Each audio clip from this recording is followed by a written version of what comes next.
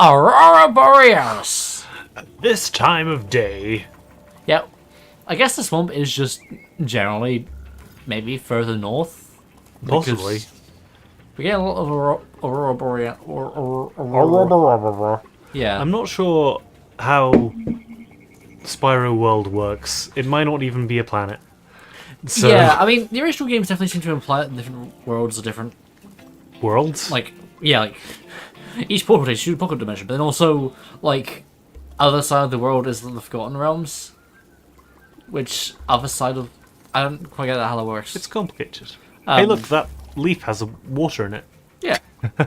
And, like, I guess some of the design choices in this game do, like, whilst also making the world seem a little bit more down to, like, more earthy and places also seem to make it seem like it's more a cohesive place. Because, like, I guess the hub worlds also, like, are connected to you just fly to them, so... Yeah. Yeah. Anyway, hi, back. I guess Dreamweavers could be just a floating island. Yeah. We just fly to it. So I guess we're just heading north in general? Maybe? Is that how this works? I would have thought the mountains would be further north than this, but I guess, It's an archipelago, just like in The Legend of Spyro. Yeah. Anyway, chicken. Hey. Bark, bark, bark, bark. Jungle chicken. You don't stand a chance. Anyway, yeah. Back to actually playing the game. The random preamble is over. Do you remember much of our Spyro 1 playthrough? Not the specifics of it. Yeah, this is a level I've often found quite, like, not... I wouldn't say there's any level I think I don't consider bad in this game. But in the original, this was always probably one of, like, the least interested I was at once. Like, I guess the electric floor gimmick is kind of neat, I suppose, but that's just in the back half of the level. And Ugh, another swamp.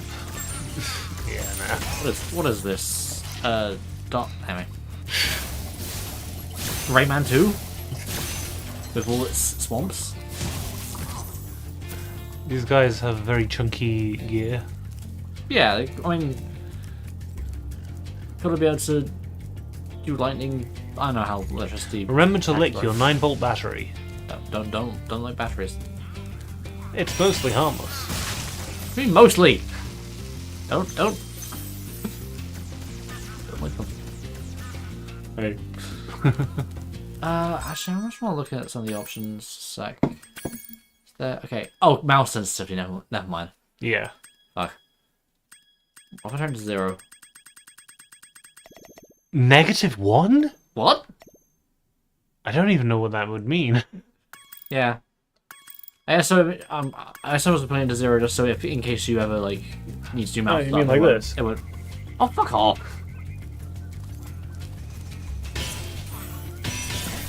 I don't want to randomly. I can't really imagine playing this game with keyboard and mouse. But that's just because I grew up with it as a PlayStation game and playing it on a controller. I mean, you play it with a D-pad, so yeah. To be fair, I did used to play this game with a D-pad. Like, I didn't start using analog sticks until the PS2 when certain games basically required you to use them for movement.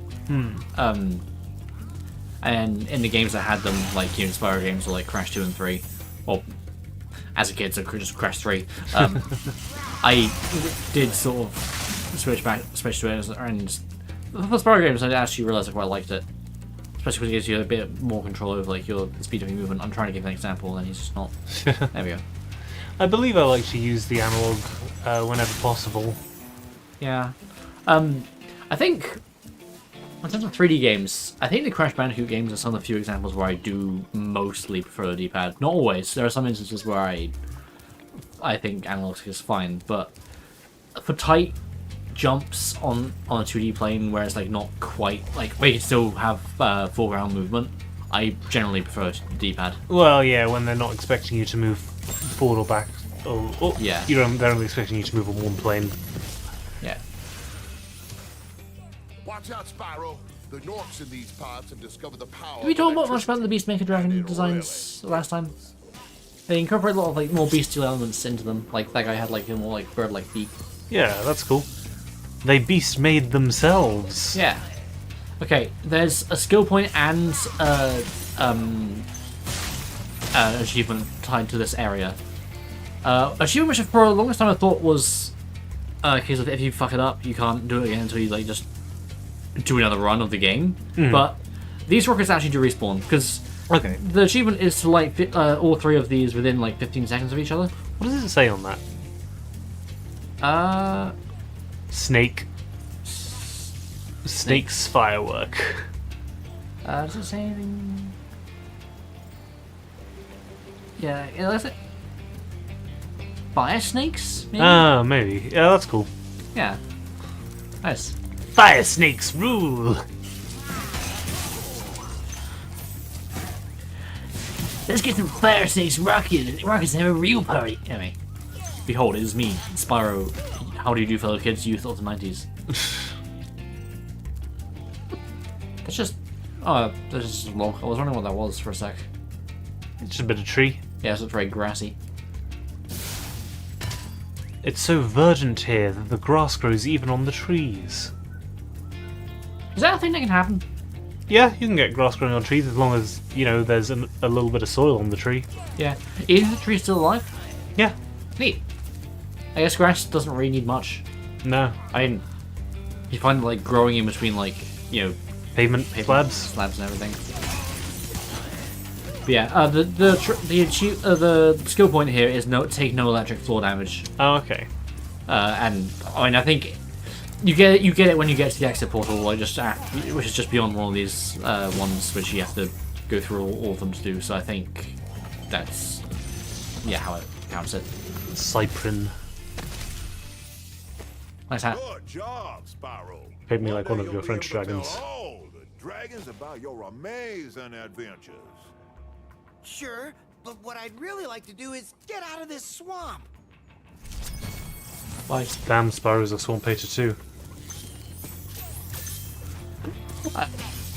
I'm surprised that quote has never been used in the context of like I don't know, like shitty Dark Souls or something. Yeah. I don't know how much Spyro Dark Souls crossover I've really seen. Yeah. I know Killing Experiences, fuck you, Spyro 3 video, when talking about the lore of Year of the Dragon of Forgotten Realms, did briefly start talking about the Dark Souls lore, like, talking about, like, the Grey Fog and everything. Well, I've got something mixed up there. I think I remember seeing a post that was kind of like, oh, is Dark Souls the, like, bad end of Legend of Spyro or something? What? I think I found that when I searched like Calamite and Cinder, Right. which honestly, I know they're not on the same level of quality at all, but fighting Calamite did remind me a bit of fighting Cinder. Because it's a black dragon. Yeah, It but shoots fire. honestly, some of Calamite's moves just reminded me a little bit of just fighting Cinder. Okay. Not massively, just I guess just in the moment. It's been a long time since I fought Calamite, Yeah, so no, I I'd can't have remember. to compare. I guess I couldn't say. Oh yeah, that was an instance where the game added a thing where if you are just about to make a glide, Spyro sort of like flap to make it. Right. It's like not- reverse Coyote time. Yeah, it's not 100% consistent. Oh, okay, yeah, there we go. That's a good Nice. point. But it's appreciated, especially because you have a hover. Also, I'm pretty sure Outright couldn't make that jump in the original. Huh. Oh yeah, that's the thing. Is the charge jumping better? In Spyro 1, yes, because Okay. it didn't act. You actually didn't jump as high when you charge jumping in Spyro 1, Right. whereas this is basically just the same height but a bit more distance because you're going speedy. Tree.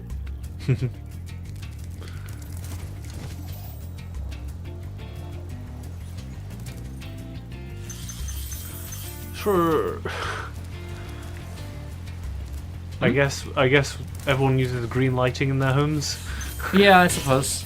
It fits the Swamp ambience, I guess. Okay. More rockets. Yeah. Is it to like? Do you have to like light them all within a certain time period? Yeah. Okay. The other one was just down there, Yeah. wasn't it? They're a little harder to see than the original, honestly. Yeah. Well, were they green in the original? Or were they red rockets? I thought they were red.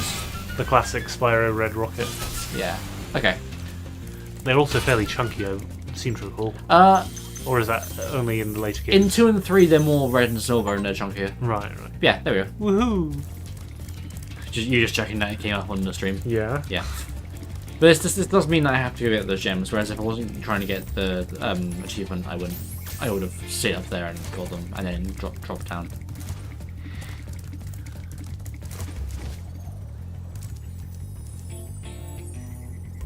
You know, well, something called Terrace Village, which implies this is where a lot of the dragons live. There's only 2 dragons here. I think, other than obviously Nasty's worlds, Peacemaker's is the least populated. I could be wrong, because both this level and the hub world only have 2 dragons. Yeah, I don't know. I guess I'll check the atlas in a sec. everyone was out. Yeah, like that one has 4, 8, 11, 15, 16. 16. That one has 3, 7, 10, 15, 16. 3, 7, 10, 13, 14. For some reason I thought there were more magic crafters, but I guess not.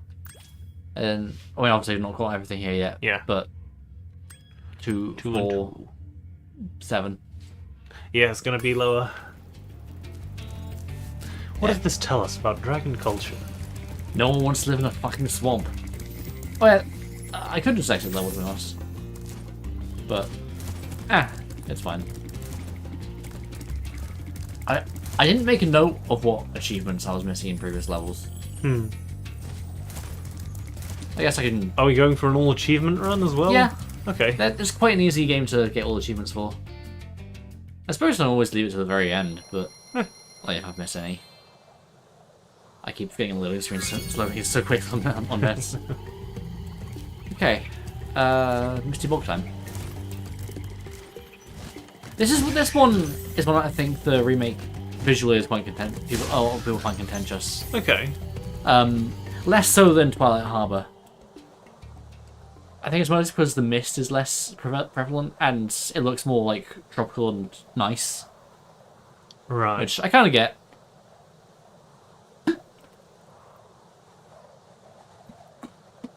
Doesn't have that PS1 fog. Yeah. It has that more realistic looking fog. Check my phone. How the fuck did I get a Yahoo Mail notification when I got my phone on airplane mode? That is strange. Do you have your Airplane mode turns off Wi-Fi. And Yeah, I know, but like if you look at the drop down, airplane mode's on. did you get it before you turned airplane mode? It says like a minute ago. That's strange. Yeah, I guess it's like a more like realistic mist looking. Yeah, probably. But like this water doesn't look anywhere near as gross as it did. Or I mean, it was like Green. it was like black Oh damn. in the original. Hey, buddy. But this is more consistent with the fuck. with the swamp we saw in the other levels. Hey. It's in the cage. Yay! I'll perish. Yeah, I think the salt water was darker in general in the original anyway. Right. I can't remember if I did this in the original, but I'm gonna do it now. Yeah, you did skip half the level, or the whole level, I should say, and then do it backwards. Yeah. Hey guys. Oh. Damn. Oh no. Okay. Yeah. Just move it a little bit. Hey, I still have health left. I think on the original run I actually got down here without sparks.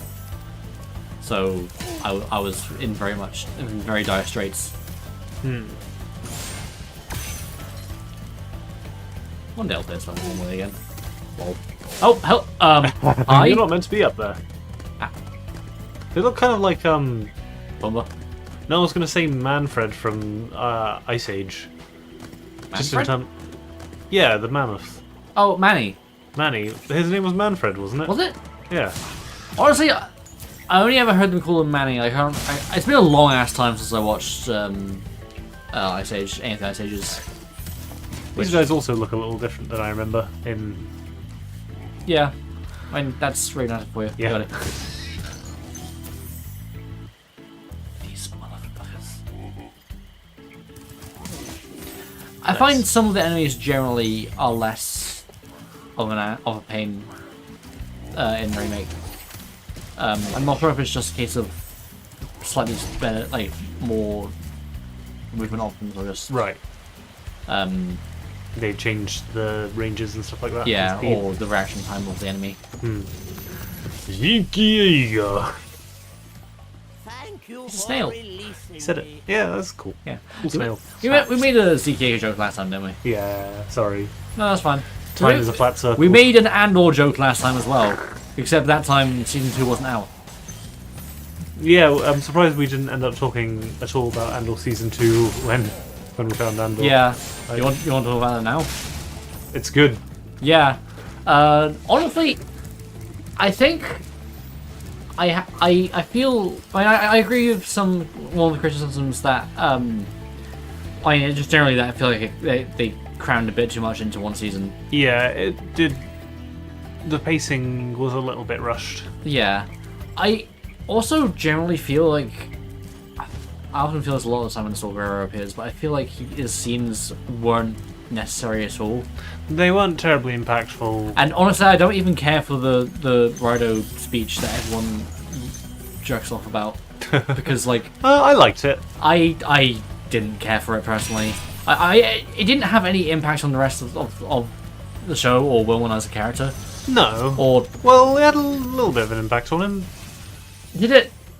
I'll tell you what to do with Anyway, these creatures. good bother. Smash them, Spyro. Stamp them out and Here's the furry's favorite character. Anyway. I see. I don't know. I know. I don't think the guys, the artists were very fond of this guy, and I understand. The little thumbs up though at the end. Yeah. That works too. But yeah, I feel like it didn't really add a lot for Wilman's character to, like, I already felt he was already quite radicalized for the cause, considering he literally made an IED and threw it at some stormtroopers at the end of the first season. Yeah, but he went from being Yeah, the characters kind of jumped around a lot between arcs, and it felt almost like you were catching up repeatedly. Yeah. Which isn't necessarily a bad thing, and honestly, that's what I think storytelling isn't inherently bad. I thought it was still fine for the most part. I want to reiterate that I think it was still very good. Yeah. I feel like the Saw stuff is like we needed a little bit to link between this and literally everything else. The last time we saw him in Andor Season 1 and what he's like in Rogue One. So here's just him getting more paranoid, partly because he's huffing fuel fumes. Yeah. And we need to know what the fuel fume stuff was. Yeah. Also, fuck these guys. Yeah. Ooh, it's like a mandrake. Yeah. Also, Mandrake is a funny name. Sorry, I just wanted to because it's neither a man nor a drake. Yeah, I liked most of the Gorman stuff. Like, I think it's like episodes 8 and 9 definitely hit the same highs as like the Prison Break stuff in the first season. Yeah.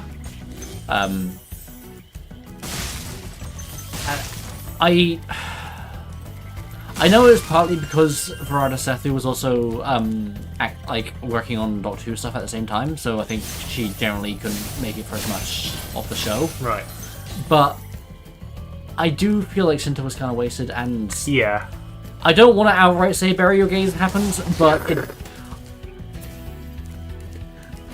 Wow, look, one of the only openly same-sex relationships in a live-action Star Wars project. Wow. Hey, it survived for a whole season. I suppose it should be grateful for that, at least. Yeah, I know. And I mean, I'm not saying was relevant. Yeah. In the future.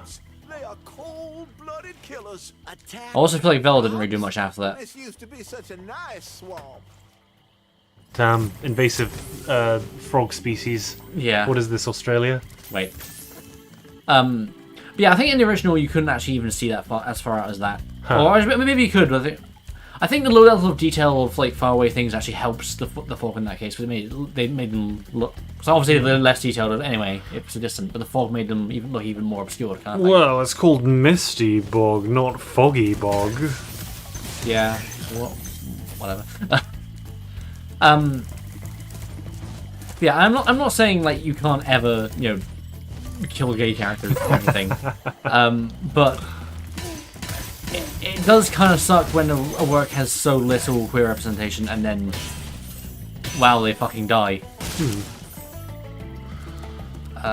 Hey, nice outfit. Go down here. It's the same. Is that the same as the one in Speedways? Yeah, I can get better for that, but I'm not flying. Nice mohawk. Yeah, I like a skirt. Yeah.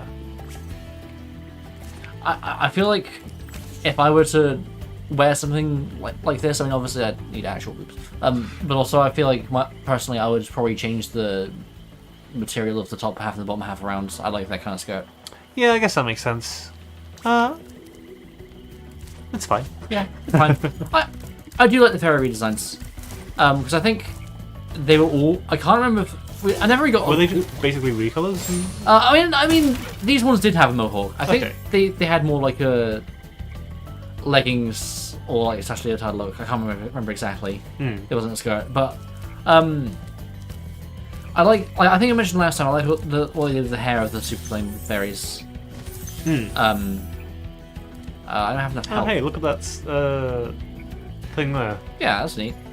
Can I had a dragon.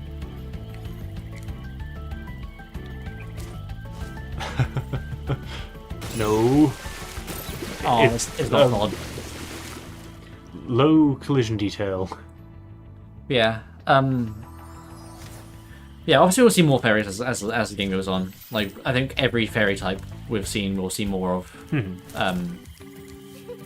Like these guys are. I think the save fairies are basically the same. Yeah. Look-wise. Like they kept the colours of them. Also, it's kind of telling. I think this is another example of Spyro 1 clearly getting the most love, because you know how there are other fairies occasionally in 3? Yeah. They're all Zoe recolors.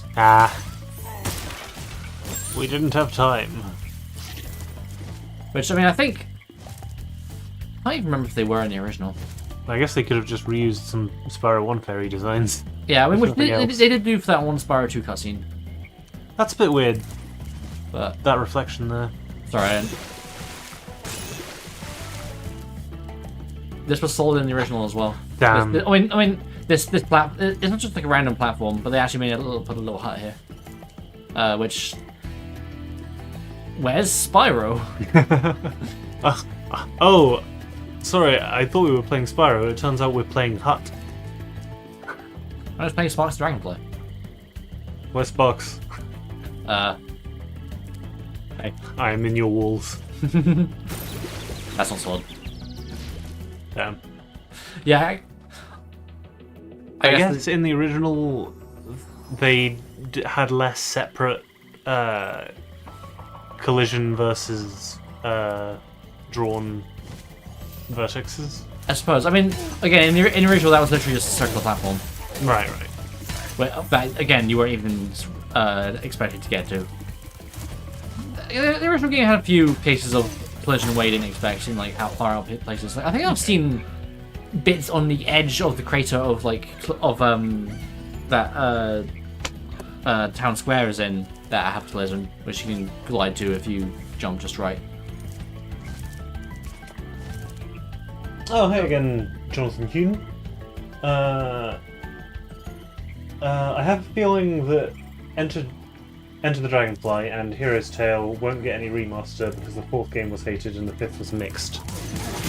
Yeah. I mean, that's up on the way, isn't it? The games that need the remaster the most are the ones that will get it the least. Yeah. Because... Like, I mean, if you'd asked me a few years ago, I would have thought that the best the other games would get is a compilation re-release. Now I feel like we're not even going to get that. Yeah. Like, and also I wouldn't even mind just modern ports of them. Just get more people to be able to play them. I'm more aware of them even. And also, I'm surprised, like, on both the Wii U's Virtual Console and the Switch's online, none of the Game Boy Advance games of Crash or Spyro have ever been re-released. Yeah, that is surprising. No. Yeah. Why, I remember. Gotta go. I don't have time to listen to your old rambling. Yeah. I do like that about Spyro 1 Spyro. He sounds like just very... He's very rude to his elders, which I can relate to now. He's less rude than he is. Just impatient. Yeah. Okay. Okay. Nice collision there. Before I jumped to that thing, was I talking about... We were talking about Andor, but I think... Did we have basically... Oh, no, I think we also always had to say about Andor, and then we talked about fairies. Yeah, basically. I possibly had some other things to say, but yeah, it's... The fairy stuff worry we'll about get to when we actually, get to see more fairies. Yeah. I was just going to look up what the deal is with the rights of Spyro at the moment. It's Activision, right? Yeah. Which is owned by Microsoft. But I think they said that any third-party stuff they were still aiming to be third-party. Yeah, Activision Blizzard... Blah, blah, blah. Wait, also, at the bottom of this little reflecting ball. It's kind of cute. Whoa, is it like Ignitus' reflection pool? Or the no. No. Oh, Ignitus was a beast mate now. Yeah, I like what they did with this room. Yeah, it looks quite nice. It's like underground. Yeah.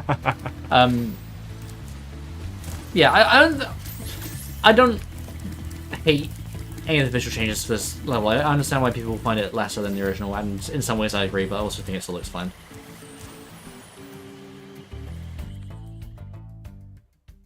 I felt more likely we're going to get the Legend of Spyro games remastered because that series has its own fan base separate from the original series. And Cinder was teased at the end credits of the remaster? There is the very slight Cinder Easter egg. Okay. That we'll see once we beat the game. But yeah, honestly, I still don't fully see it happening.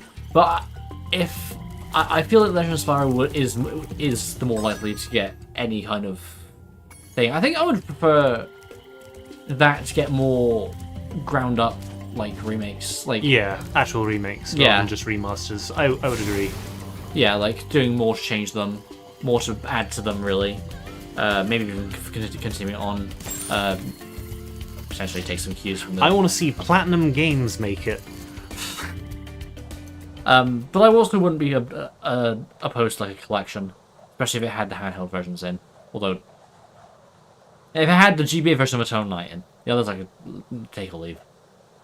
But yeah, it is funny to think that Legend of Spyro actually does kind of have its own fan base. That's like I know there's a lot of overlap between Legend fans and Classic fans. I mean more so that I feel like there are more Legend fans who are Classic fans than Classic fans who are Legend fans. Yeah, that's probably the case. But there are also, I think, not that I know many of many, but I know there are some Legend fans who don't really care for the classic games or didn't play them as much. Which I suppose is partly just a time of growing up, because, like, if you didn't play the original games, then Legend of Spyro might be closer to what you would have played. Yeah. Pretty self-explanatory, really. Yeah, that's how time works. But yeah, I think the biggest mistake they made with Legend of Spyro, was making it like be its own continuity, yet at the same time, it basically overrode. Yeah, I guess you'd sort of like Mech Man X do it. Basically, you'd have a spin-off series whilst also continuing the mainline series. Yeah. But I'm not sure whether the IP necessarily had quite enough strength to be doing that at the time that Legend of Spyro was being released. Because yeah, so it was getting quite a. I mean, I felt like creatively they didn't really know what the fuck to do with it, and they had a good idea with Hero's Tale. And I would have loved to have seen a sequel that expanded on that and let on more versions, trimmed what didn't, but you know, didn't fucking happen. Yeah. Honestly, obviously they'd be very different games, but I feel like they should have made the handhelds different continuity kind of thing. Like they could have done Legend of Spyro thing as a handheld series. Yeah. Honestly, that would be pretty cool. Yeah, like make the handheld games dedicated different continuity action RPG kind of stuff. But then we would have missed out on a whole load of really nice 3D art, to be fair. True.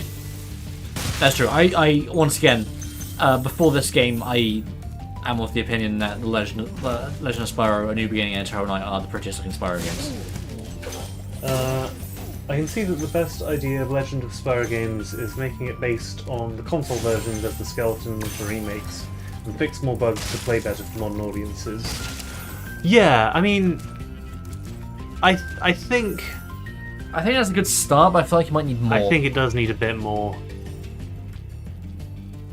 Some of the combat can feel a little basic at times, and honestly, so can some of the platforming. Yeah.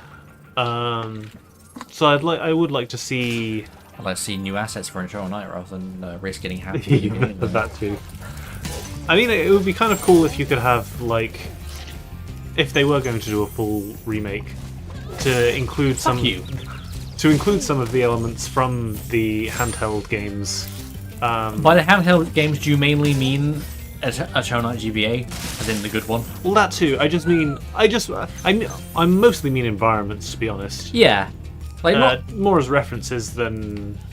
Yeah, like, I mean, there's not anything much in A New Beginning that I would say I'd take from the handhelds, other than hang on, sorry, this is a line change. He says the name of the boss. Anyway, whoa, this guy looks like Malifaux. no. Okay, skill point is beating this guy without getting hit.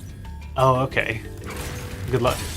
Yeah, I mean, this is one of the only challenging bosses in the game. And even then, he's not too bad. Whoa, it's a metalhead from the Jak and Daxter series. Listen, we'll get there soon enough. Yeah, like, I think stuff like the waterfall and river stuff outside the Dragon Temple in the DS version of New Beginning was kind of nice. And there are a few like stage hazards in GBA Concurrent Skies that I thought were kind of cool, but other than that, nothing really from handheld New Beginning that I think is really worth taking from. I guess there were those also like shaman apes that had the staves. They were something. Eternal Night, but on the other hand, I mean, if they can make the whole series like have like obviously in a 3D game, but have more of like the combat, like with like the combo system, where the more varied combat combos you do, the more blue gems you get from the enemies you defeat. Yeah, that's a neat idea that can be implemented fairly easily. And the Dragon Relics having like different unlockable abilities rather than just being the green ones increase your magic, the red ones increase your health. Like having shields. Shields are kind of neat if you make several amounts you actually worth a damn. Rip. And like, but yeah, like stuff like the elemental hit or gaining more combos kind of thing. Or hell, even like the roll and everything, stuff like that. Like being able to find more moves throughout the game, I really appreciate about the GBA version of Eternal Night, and I think if a remaster were to happen, the games could benefit from that sort of thing. I agree. Maybe they could try putting stagger gauges, similar to how Final Fantasy XIII did it. Like after you damage the boss enough times, they lose their armor. Wow. Okay. Yeah. I mean, more complicated. Yeah, some of the bosses did have like physical armor that broke off and everything. Yeah, like Ice King or whatever. Yeah, but other than the shield, I'm not sure how much that actually affected the boss themselves. Like the enemies had like fraggable elements to them. I don't think that really affected them very much. Also, this is a case where those gems were moved in the PAL version. Okay. Because this glides in the original version of the game is quite hard. I see. Here it's easy because you have the charge jump is much better. I am missing. Oh fucking hell! I really hope this one isn't outside. So what we're saying is that they should make it like Sekiro, where you parry the enemies, and then they lose their That poise achievement, and by you the way, kill was them. literally just get all the gems in this level. That is a crazy achievement. Yeah. I feel like they could put more care into some of these than others. I guess maybe they just decided they needed an achievement. Is it an achievement for every level? Basically, yeah. I guess I think we have a couple of exceptions. they couldn't think of, Some for all of them. yeah, or couldn't implement all of them. Yeah. Oh, I feel much We should probably avoid talking about Legend of Spyro the entire time we play this. No, it's fine. We already had a whole part where we barely talked about it. Because this is, you know, a remaster of the old games, but yeah. I think it is nice to play this after having seen the entire series, and seeing how we got here, as if there wasn't a 10-year gap. Anyway. Skylanders who? Anyway, I like These how they made guys. these look more like crystalline, like some of the bridges and everything. Aurora Borealis again. Yeah, and we got a whole load of. I feel like these background islands weren't anywhere near as. They weren't. They just straight up weren't. Yeah, They weren't there. they weren't there. It's cool. I think these enemies in particular highlight my lack of not enjoying the sound design as much, Right. because they made like really funny noises when they died. Oh, like they were like. No! This little bit reminds me of Tears of the Kingdom. You know what? I get that. Those random sky islands with the pool in the middle. Yeah, like, this is like the wherever you start. I forget it's called. What The it's called. Great Sky Island. Yeah.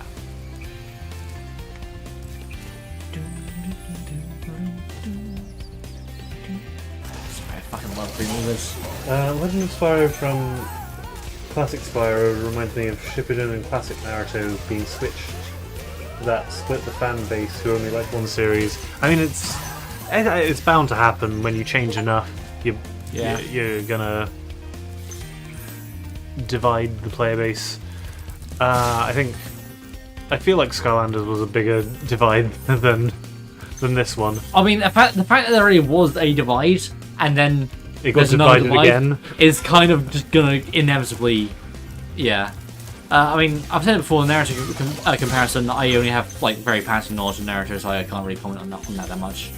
My favorite character is Boruto's dad. Anyway. I feel like there's a lot smaller difference between Naruto and Shippuden compared to Spyro and Legend. Are we going just in terms of tone and story, or because I mean, obviously, like in terms of on the Spyro aspect, is there? Well, I think it's in pretty much every aspect, because in story-wise, obviously Naruto and Shippuden are actually connected. One's a continuation of the other. Yeah, Well, it's just I feel like if we're including gameplay focus, then of course Spyro's gonna be more different because they're video games. So that's a whole other aspects to consider. I guess so. But whereas, But I guess also how much it split the community. yeah. Is Shippuden the same continuity, or is it a different continuity? It's the same continuity. Okay. It's basically just a continuation, but with Hello, Spyro. Nicely done. Nice star. I'll be done when I've toasted that nasty Nork. I'll be done when I toast that nasty Nork. I got some interesting Lines. designs. He looks like his child like stuck a load of glow in the dark stars and stuff to his face. Listen, he's very fond of his children. I think the Dreamweavers in the original game had my favorite color palettes of the original, because they had very they usually look like blues and purples and look almost iridescent. Like obviously not properly because PS1 game, but they look very nice. And I'm not I'm not fully sold on all of the dragon redesigns in this game, but No. no. Like, I understand the whole jester theme and like nightcap theme and everything they have going on here. Sounds I'm alright to me. not super fond, but that's just a personal preference rather than anything Yeah, I get bad. that. But again, I appreciate that they made 74 unique dragon designs. Yeah. I guess some of them seem a little too cartoonish in a way, Yeah, ironically.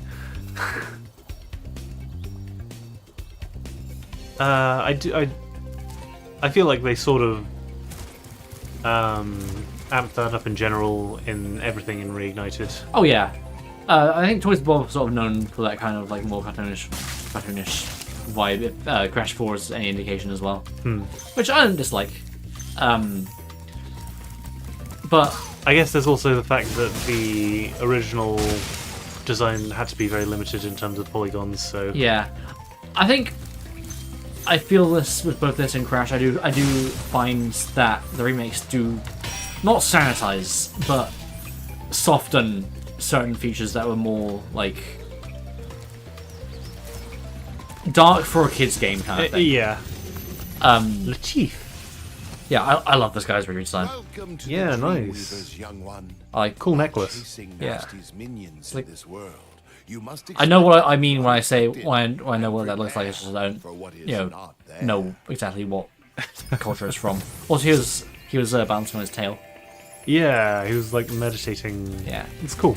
Yeah, because like tonally, the original Crash Bandicoot 1 is downright oppressive at times, whereas I feel like something that's lost in the remake. And I don't quite feel the same here, because I don't feel like the original Spyro Trilogy ever quite got as moody Yeah, as some atmospheric. spookiness to Yeah, it. but not quite to the extent that Crash 1 did. Also, this is one of the only cases where they added a room, Ooh, secret wall! because this is just a skill point thing. Huh. Illusory wall ahead. Yeah, Neat. damn. Thumbnail idea that I forgot about. Oh well. Did Ben 10 do that with the original series that changed it into Alien Force with a darker tone? Yeah, that is another similar point of comparison. I guess once again that's more similar to Naruto because it's direct continuity. But I get the comparison. Yeah, I only watched a few episodes of Ben 10. Like, one of my friends in primary school was a big fan. I didn't watch it as much. Like, I watched a couple episodes. I only remember the one trailer for Alien Force and just... Kevin's on our side now. Grandpa, no! Like, that's all I remember from it. I quite like. I don't know who the fuck Kevin was, but he's on our side now. Anyway, He was the Lancer, sort of. Yeah. Of the series. TV trips. He's the Zuko. Yeah, basically. Was he as good a character as Zuko? No. You know what? I feel like I should have seen that coming. I mean, I like Ben 10, and I do like Kevin. He's like the cool, edgy Ben. He's the Hedgehog. Yeah. Now I have your power. Even though they kind of changed his backstory, they changed a load of backstory elements between Ben 10 and Alien Force. Sort of retconned, but in a believable way, I suppose. Most of the Sorry, I'm time. trying to turn around. It's a little awkward, but it's fine. I'm fine. I think there's another achievement of not touching the ground for this one. But yeah, I mean, I don't know. I wasn't really like big in the conversation of the Ben 10 fandom, so I don't know what the general reception of it was like at the time. But obviously, I watched it and I enjoyed it. Fair enough. And I watched and enjoyed Alien Force as well, so I'm not sure. I wouldn't imagine that there would be as much of a divide because it's like one of those series that like grew up with its audience. Yeah. Where if you watched Ben 10, then by the time Alien Force comes out, Fuck. Ah, that's fine. you're probably at an age where that appeals Fucking- more to you. So I wouldn't imagine that there was a massive divide in the people who in the fan base. Yeah. But then there was later on they did some reboots. I don't exactly know what happened because I'd stopped watching by then. Train. which I feel like that's more of the divide between Spyro and Legend, but the opposite way around. Because actually, I don't know. I don't know enough about the rebooted series to say which one was like darker or whatever. I will say I didn't actually know what a lot of the general consensus for a lot of these games were as a kid, because I didn't really. Well, yeah. How would you, like, unless you were like on the internet? Yeah, the thing is, I wasn't, and I also just generally wasn't really big on the internet for quite a long time. Yeah, I mean, around when I started playing the Legend series was about the time that I was on the internet a lot more. So Because I kind of wasn't. I think I still mostly just. I went on Neopets and someone had a link to the Spyro Reignited on the page, so I used that to, go there, and that's how I learned more about the upcoming games. And but by the time I knew what the general consensus, like fan consensus, for Legend of Spyro was, the series was already dead. oh dear. I definitely knew Crash of the Titans was more contentious. Even at the time it came out, I felt more way about it. Nice. You didn't touch the ground. Yeah, you can that fresh run. I'm not sure how much there is really to say about the flight levels. They're fine. They look better, mostly. Yeah. Sunny Flight doesn't have the cool green tinge at the end of the skybox, so 0 out of 10 is bad. The control's slightly worse, I find, but that's just a minor thing. Alien Force is a little different than Shippuden because Alien Force takes place in an alternate future timeline that disconnects with the original series on what could happen if things get bad. That wasn't my understanding of how it worked, but that could have been the idea. And I didn't watch all of the episodes because I was just catching it on TV, Fair enough. I'm gonna lose Lofty Castle. To Lofty Castle we go. I love Lofty Castle. I don't think it quite has the same. I think the original has the better dreamlike ethereal vibe of this level, but I still think it's great, visually and everything. I think it's just a case of I just love the classic PS1 skyboxes. Yeah. And prefer Copeland's music to the remastered stuff. I think with the game itself, this style of music, the music instruments style and everything, I would be more fine with if they weren't trying to remix the classic songs. If they're trying to make new Spyro songs in the style of the original, but using these instruments and everything, I think I would have been fine. Whereas now I can't just help but think most of these sounded better on PS1. Right. Yeah. Hell, I felt the same way about Insane Trilogy soundtrack, and then Crash 4 kind of proved me right. That balloon. I realize you can glide over there now, but it's kind of pointless. Huh. Hey guys. These guys. What even are they? They're filled with gas. I guess. Puffer birds, I guess. Puffer birds. There's an achievement for charging through 4 of them in a row, which there's a moment where you can do that. Hey guys. Oh no, we've got satanic imagery. Don't let your kids play this. It's fine, you're killing a station.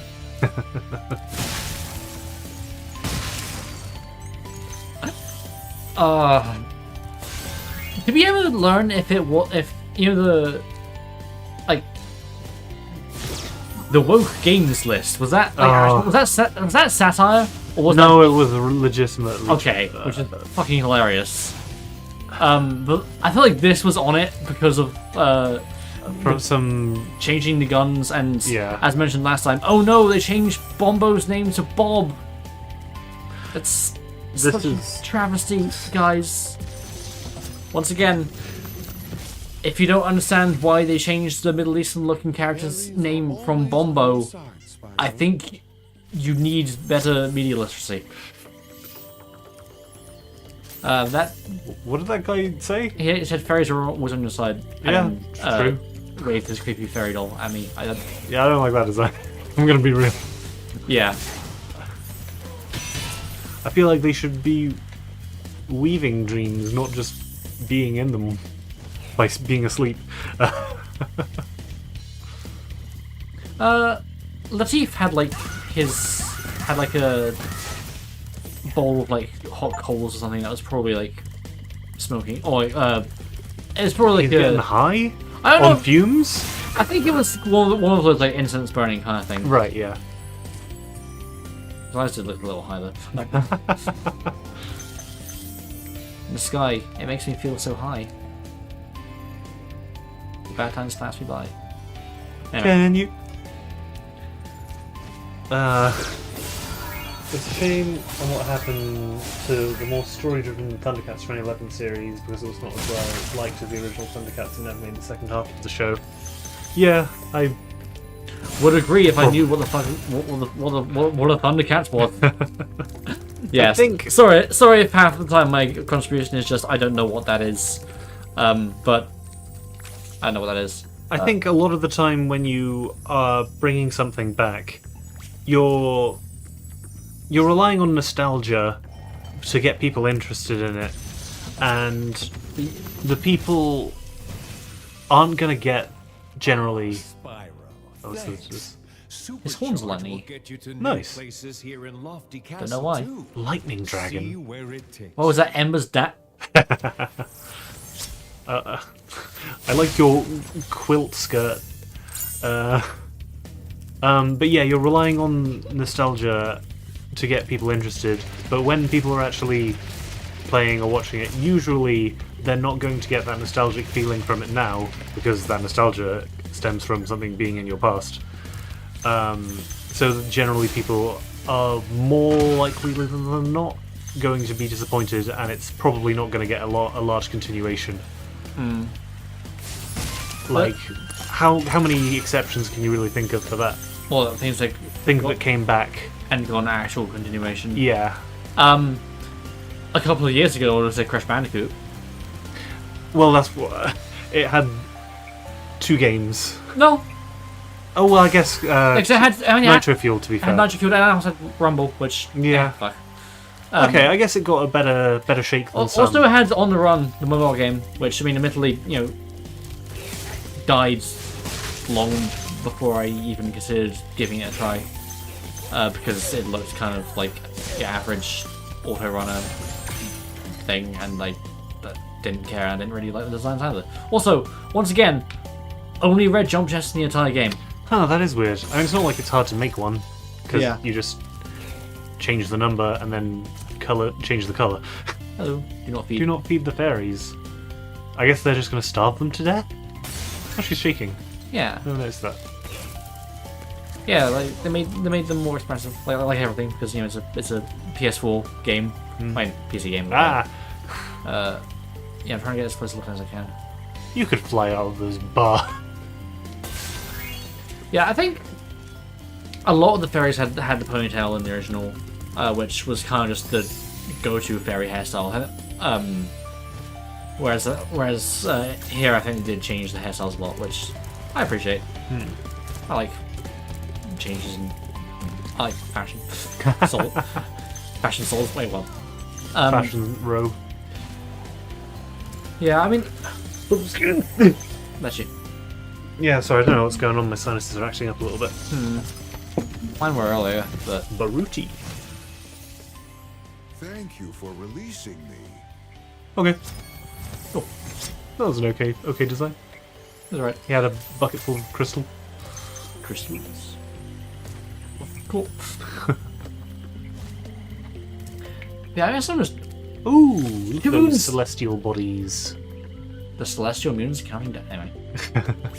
Yeah, this is one of those things where it's kind of like, do all these realms take place in the same world? Because It's a different time of day, so you can see different things in the sky. That's all it is, right?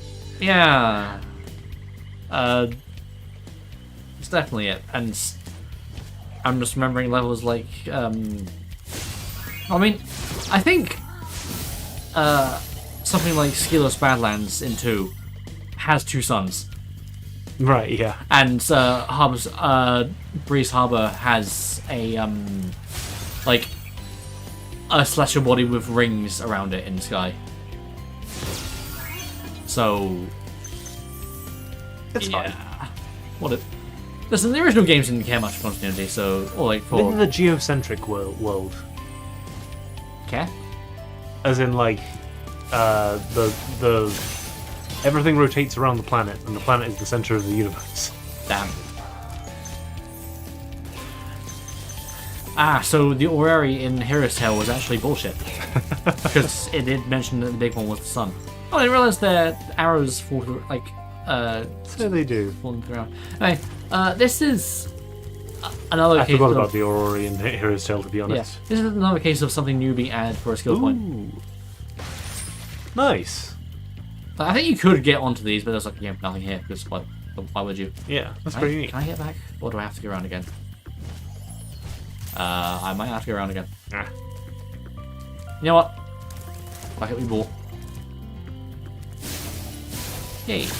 This feels like a full sort of Dreamweaver like town, I guess. Yeah, I mean, Like, it's a small castle. town. It's a castle. It's a castle. Lost castle. I like- I like the spiral thing. I mentioned before that it reminds me of those things in like Studio Museum, but when you put the coins in and they get And they spin around. We should chuck Spyro in and see if he spins around. He does not. No. Yeah, I'm trying to think if there were any, if I can think of any other like revivals that lasted. I mean, I guess Doctor Who lasted quite. Like, I mean, it's has confirmed to still be a thing that's like still going, so we're not Yeah. dead. And that began 20 years ago, the revival. Yeah, I guess to be fair, Doctor Who managed to make a full comeback. Because it was off air for like 30 years? I think 16. Oh, It was in the 80s that it ended, and besides the 90s movie, Okay. it didn't come back until like outside of like expanded media and everything, didn't come back until 2005. Maybe that had the benefit of... UPC funding. Well, that too. I was going to say being introduced to a new generation. Yeah. Plus, also, I think it helps that it's a series that, by its nature, tends to change over time because the main character does. And also, it was long running enough anyway. Like, it ran for a good 20-something years. God, I just got a good look at those things' faces. That's horrific. Yeah, they look less cute. Perish. Boruto got the Skylanders treatment, in my opinion, from how it's despised by Naruto fans. That sounds probably accurate. Yeah. Something's Boruto's dad anyway. One joke. Yeah! I don't know enough about Naruto. Oh, I think back in the new 9,000 beginning... gems. Nice. Funny reference. Yeah. I think back in the new beginning I mentioned that one of the levels in the remake I felt had a slight visual reference to Concurrent Skies. Okay. I think it was mostly in terms of the floor tiles and how it reminded. Like, I don't think it was like actual reference or more to render of it, but like I guess it's more apparent like inside and everything. Like these remind me of like the floors on the interior of like Cinder's tower. I suppose so. Were they checkered in Cinder's Tower? Or I can't quite remember. I think they're more black and white tiled, so it's not Right, quite yeah. the same. Not quite the same. But yeah, it's just a minor thing. It's not like one to one, but it just gave me the vibe Okay. of concurrent of that level. I don't think it was an intentional reference. I like the whole. I mean, they do it in several places in this game, but destroy the magic caster and the thing, and the environment changes, like the enemy, etc. Yeah, this level has a really fun. I really like the gimmick of this level. The when it's dark, enemies get big. Yeah. Oh right, I think there's a skill point or an achievement for killing several big dogs. Okay. Perish. Do you remember those turtle-ish enemies in Twilight Princess that you have to hookshot their back off the metal like colander thing? Vaguely, now you mention it, yeah. Yeah, I mean they were most prominently in the Sky Island temple, which I forget what the name of it was. City in the Sky. City in the Sky. Okay, I gotta be honest, I've gotten quite a lot of Twilight Princess. It's been a long time since I Fair played that. enough.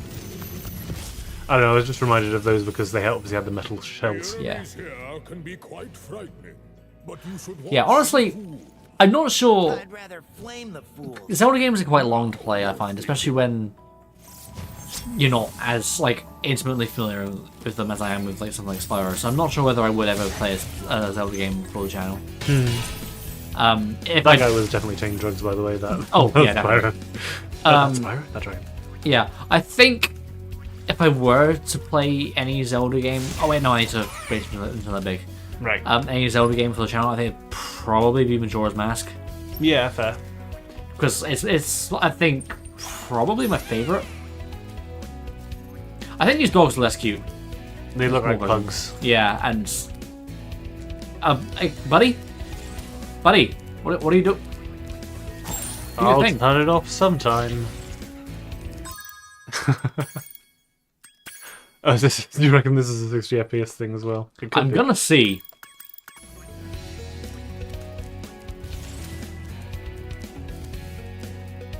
Okay. I think he just doesn't want to do it. Maybe you should just walk away and then come back. Yeah, I mean, I can always just. There are more than 3 dogs. Okay. But yeah. You know it? Yeah, no, he's just not doing it. Cool. Oh well. Okay. There we go. Demon dog. Yeah. I found these guys more scary in the original part because of how like their mouths were very like spiraled for some like they just terrified me as a kid. Right. Like, There you go. there we go. They're actually cool demon dogs. I don't think there's any design of an enemy I find quote unquote scarier than any of the quote unquote scary designs in the original. Thank you for Nice releasing constellation me. glasses. Neat. He looks like a hippie. I don't know. Like one of those old hippies. Yeah. Yeah. I don't know if I've talked much about Majora's Mask before on here. About, like, I think it's one of those games, kind of like something like Shadow of the Colossus or Ico, where I think I describe it as not quite, but one of my favorite games I don't actually enjoy playing. No, I enjoy it. I do enjoy it, but I have in the right mood and mindset to really get into it because it's like any game, like lots of games will demand stuff from you, but it's very like You have to be paying attention to everything that's happening. yeah, paying attention, thinking about what you're doing, kind of Yeah. thing. Which is also what I like about it. I like planning my fuck. It's not something you can autopilot through, like, well, perhaps something like this. Yeah. I mean, the fact that I'm talking about random bullshit and still playing decently is kind of Indicative, yeah. Yeah. These are my comfort games, so it's fine. Yeah. But I Was think that about playing well? shut up. I think Twilight Princess used to be my favorite, partly because it was the first one I played.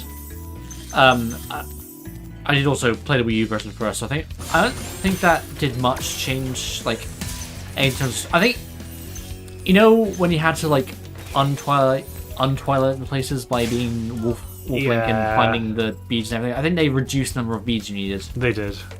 Just like in Wind Waker. I mean, Wind Waker changed progression for the better a lot more, and even then I still didn't like Wind Waker that much. Thanks, Spyro. I'd love But- to help you catch Nasty, but I'd really hate But yeah, I to be think- trapped in crystal again. Well, Don't worry. Here's a moon the horn. only one that's gonna be trapped is him. Trapped? yeah, trapped in hell when we kill him. That was a pretty cool lantern. I would like a lantern like that. I don't remember what it looks like, so I'm gonna replay the variant. It has like moons on it, and it's like a sphere. It's like an orb. Look at it. Yeah, Thanks, that is a pretty cool lantern. I'd love to help you catch Nasty. Oh, no, it's but not I'd really moons, it's hate just to be trapped swirls, in but- crystal Yeah. again. It's pretty cool. Don't worry. Anyway. But yeah, like,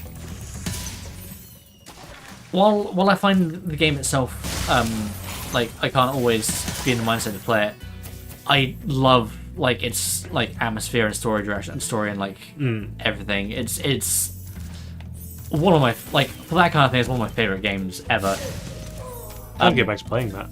Yeah, should. Sorry, I was distracted by other things. This here. There's this little door down here.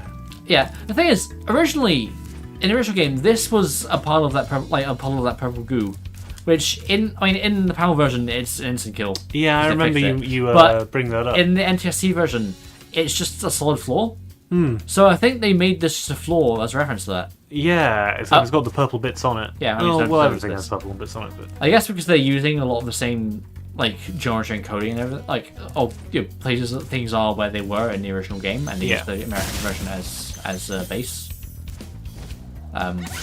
Which I don't always like that they purely use the North American version because again, High Caves PAL had better music. Fight me, IRL.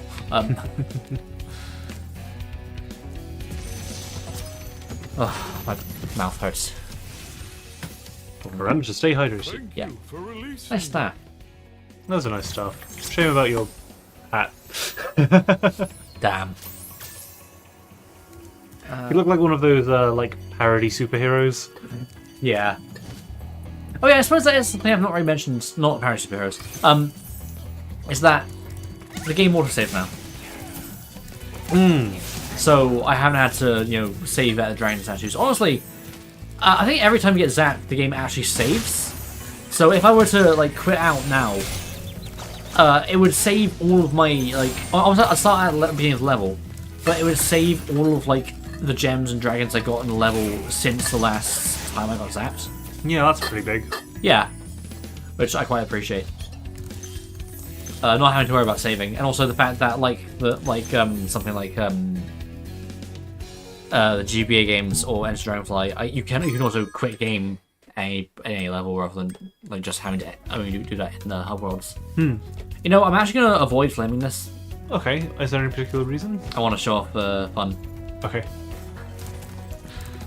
in before I fuck it up. And hey guys, get over here. Oh fuck.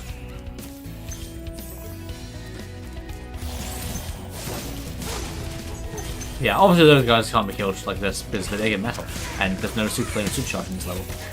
Nah. Honestly, small thing turn into really big thing is a pretty guaranteed way to make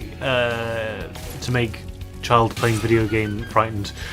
Also, I just lured it into destroying. So you destroying the did. thing. That is cool. Good job. That wasn't a thing in the original. Oh, okay. I think it might be the case of how they coded its fireball, as in they coded it the same way they coded super. Like it's coded as a A fireball. super flame fireball. Yeah, That's kind of funny. If it's the case, we'd obviously have to look at the code. yeah. Which I mean, Well, because I don't think that was a thing you could do in the original. have you tried? Don't think so. Sorry. Maybe you should.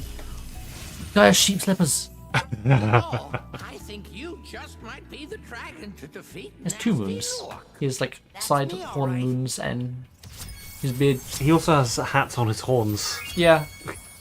Reminds me of that picture of Gwendolyn knitting all of his little snakes hats. Aww. I like wholesome Whittling fan art.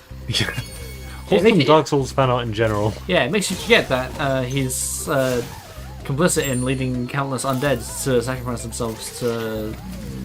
Let me translate what? For the greater good. Yeah. Anyway, I thought you were gonna say that. I remember thinking it was like a post of like how would a giraffe wear like a tie. Was that a giraffe or was it like all the dinosaurs? I forget. Something with a long neck. What was it like? Would it wear it at the top of its neck or at the bottom of its neck? Yeah. Well, obviously it would wear it at the bottom of its neck because that's how humans wear ties. Yeah. The answer is Conversation over. yeah. The answer is it wouldn't because ties are dumb. Damn. I mean, I know I'm not that smart. No, that's what I meant.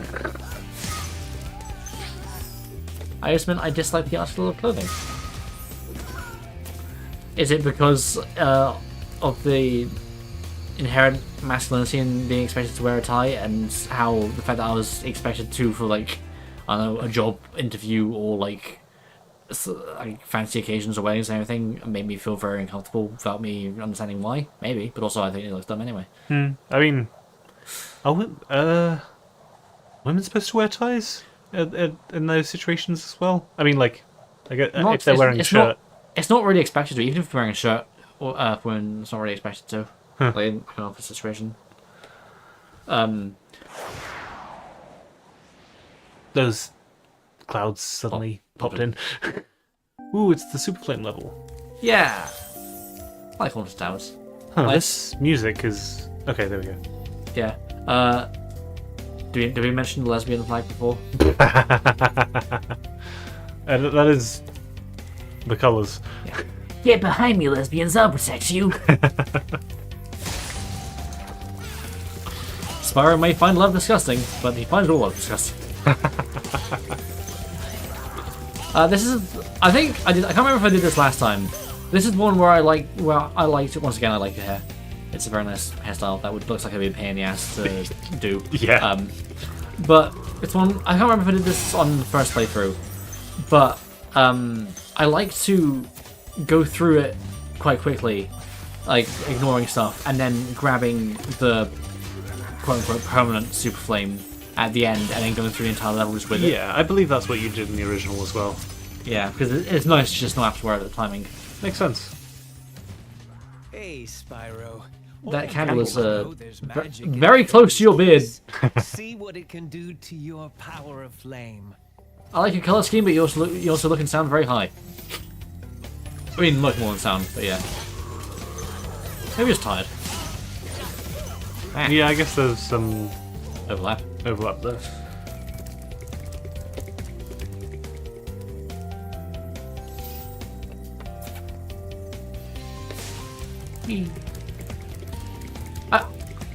I can't remember if I said it before, but I do like what they did with the power-up looks Spyro has in this game, in this trilogy. Yeah. In that, rather than just coloring him differently, they did like different glowing Designs parts and like magic. Yeah, it has like glowing stripes and spots. And then he turns off like a light bulb. Yeah. This is also a case of, I don't think you could like. I think this might have still been a glidable platform, but here's a hat. There's a hat.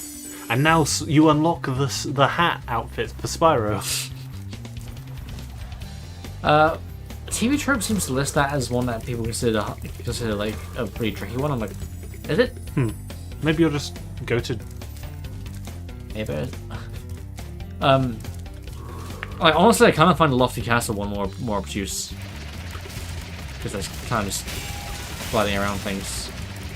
Anyway, supercharge. Ooh, fuck. Fuck. Were you like really close to? I need the supercharge to make a jump. Right. I do like how they've done these because I think they were meant to be the torches and like there was like the glow of the torch in the original. Oh, okay. But they do look quite a lot like a artistic rendition of the original texture. Yeah, quite nice. like.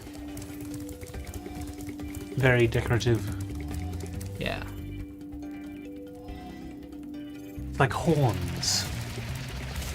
Yeah. Oh yeah. Year of the Dragon in this, while it does seem a bit rushed, it also does actually bring back one or two bits of originally content. And it also makes me wish that a couple of the early prototypes had been found sooner, like before this came out. And by that I mean the ones that have the unique, really fucking good Lost Fleet music. Because then maybe they would think, hey, maybe we remix this rather than the fucking Sheila's Out garbage. Because could you imagine if they'd brought back, if this game had the like prototype Lost Fleet music? Yeah, no, that would be great. Anyway, here's Orange Fairy. She's a very braided ponytail. Unique fairy design? Yeah, I mean she was always the Orange Fairy anyway. But again, I think all their hairstyles, with the exception of the arrow ones, all had the same kind of ponytail.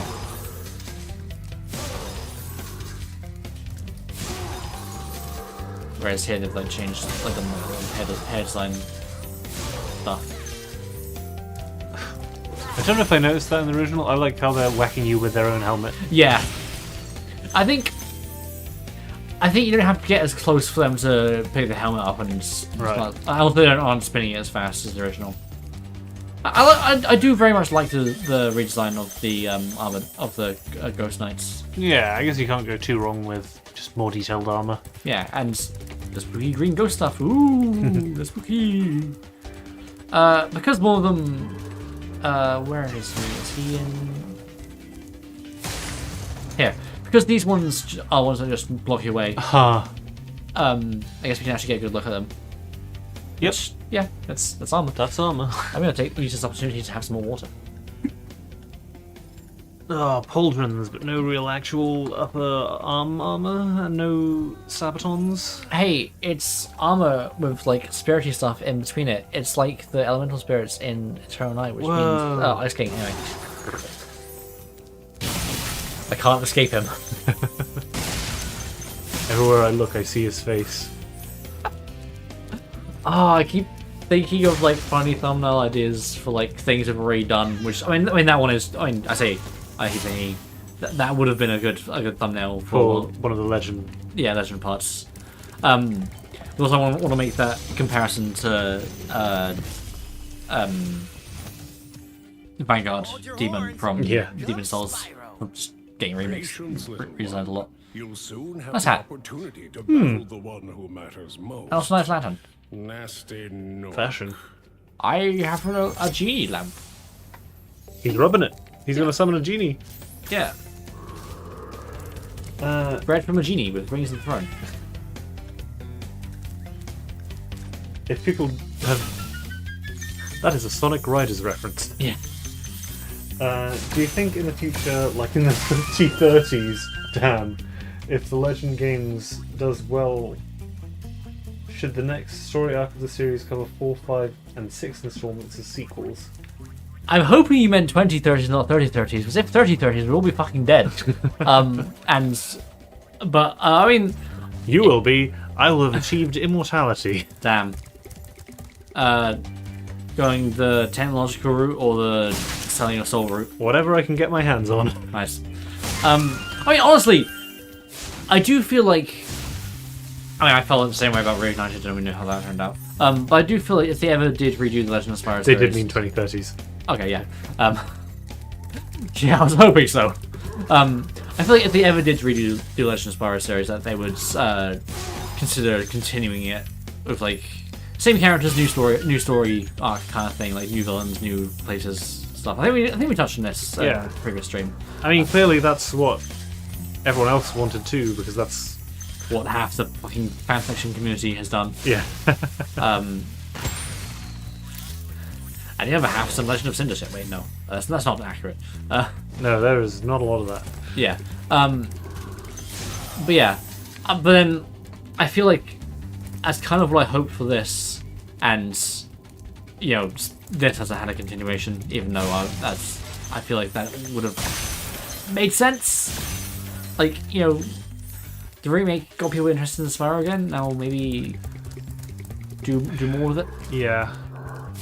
I mean, do you think we'll get a Crash 5? I mean, They'll have to they'll have to remake Crash 4 first. fuck. That was only a few years ago. I mean, there were plans for a Crash 5. There was going to be a Spyro crossover, actually. Oh, right. I think there's a bit of concept art for it as well. Hang on. Oh, I like this one. Nice Art. flower petal. It's like a big lotus. Yeah. Nice lotus one. But yeah, honestly, if either series is going to get a continuation at this point, I think it's going to be Crash, because that just seems to be the more popular one. Which, Yeah. on the one hand, I'd be happy for more Crash Bandicoot. On the other hand, give my Purple Boy some love, please. Yeah. But yeah, I do hope anything Spyro related happens sooner rather than later. Because I love him for a boy. I want more stuff to be done with him. Yeah, I think if we were to get any more Legend games, there would have to be a remake. Yeah. Like, I can't see them just making a continuation without fresh remaking it, because those games are very close to 20 years old. Yeah, yikes. I think they were ideas planned for another trilogy after Dawn of the Dragon came out and might develop Spyro further. I don't ever remember hearing about that. Honestly, I think it was always planned as a trilogy, and It was more like we'll leave it a little open so we can see what comes next. yeah. Oh, they're called Tin Soldiers. Oh, that makes sense. That's very fairy story. Yeah. I mean, that makes sense for Dream movies. Yeah. But yeah, and I feel like the only thing they had planned after Dawn of the Dragon in terms of Legend stuff. Okay, I think they had two things planned. One of which was the movie, which after having read that early draft of the script, thank fuck it didn't happen. I'm sure there would have been other ones, other scripts. They wouldn't have accepted that one. Damn. Also from the director of Aragon, which, lol. I watched Aragon. Did you watch Aragon? Did not. I have read the books. I thought it was a decent film. A friend of mine was very obsessed with the video game. I didn't know it had a video game, but that makes sense. Every movie had a movie tie-in game. I think some things happened differently in the game that were actually more book accurate.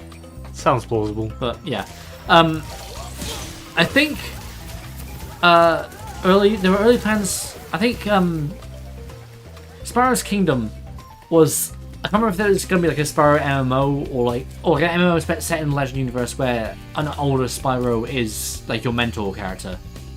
Wasn't there something about an even darker? Yeah, I think that was one of the concepts they had about like a sort of dragon arena kind of thing. But then they felt that was straying too far from Spyro, and It was going to have like blood in it or something. yeah, which I think even earlier in the designs for Skylanders, Spyro was considered to be the mentor character, but then I think they decided to make him a playable character, which, as much as I don't like Skylanders, I think was a wise move, because like Yeah, you can't have. it makes Spyro fans play the game to see what it's like. It has Spyro in it. I mean, that would have been the case even if he was Yeah. the main character or not. And if he wasn't the main character and they changed, then they kept the Skylanders name rather than. I mean, they stuck the Skylanders name rather than keeping Spyro's Kingdom, then it probably Right. wouldn't have Spyro's Adventure in it. I guess I'm just saying, yeah, if it was Yeah. Spyro's Kingdom. Yeah. Which, honestly, in-universe, like, I mean, Legend of Spyro universe MMO set after the trilogy, where you can play, like, make your own character, and Spyro is, like, a character, or just, like, a background, like, a mentor character, I wouldn't be opposed. Like, I mean, I'm not the biggest MMO fan. I played some RuneScape when I was a kid, I think, possibly, maybe. I vaguely remember playing RuneScape. Yeah, I think MMOs are generally a somewhat doomed concept. Like, so it's a very high risk. Is that like a crab claw to you? I was thinking it looked like a face with horns on it, but it looks like Hornet. Boomerang noticed.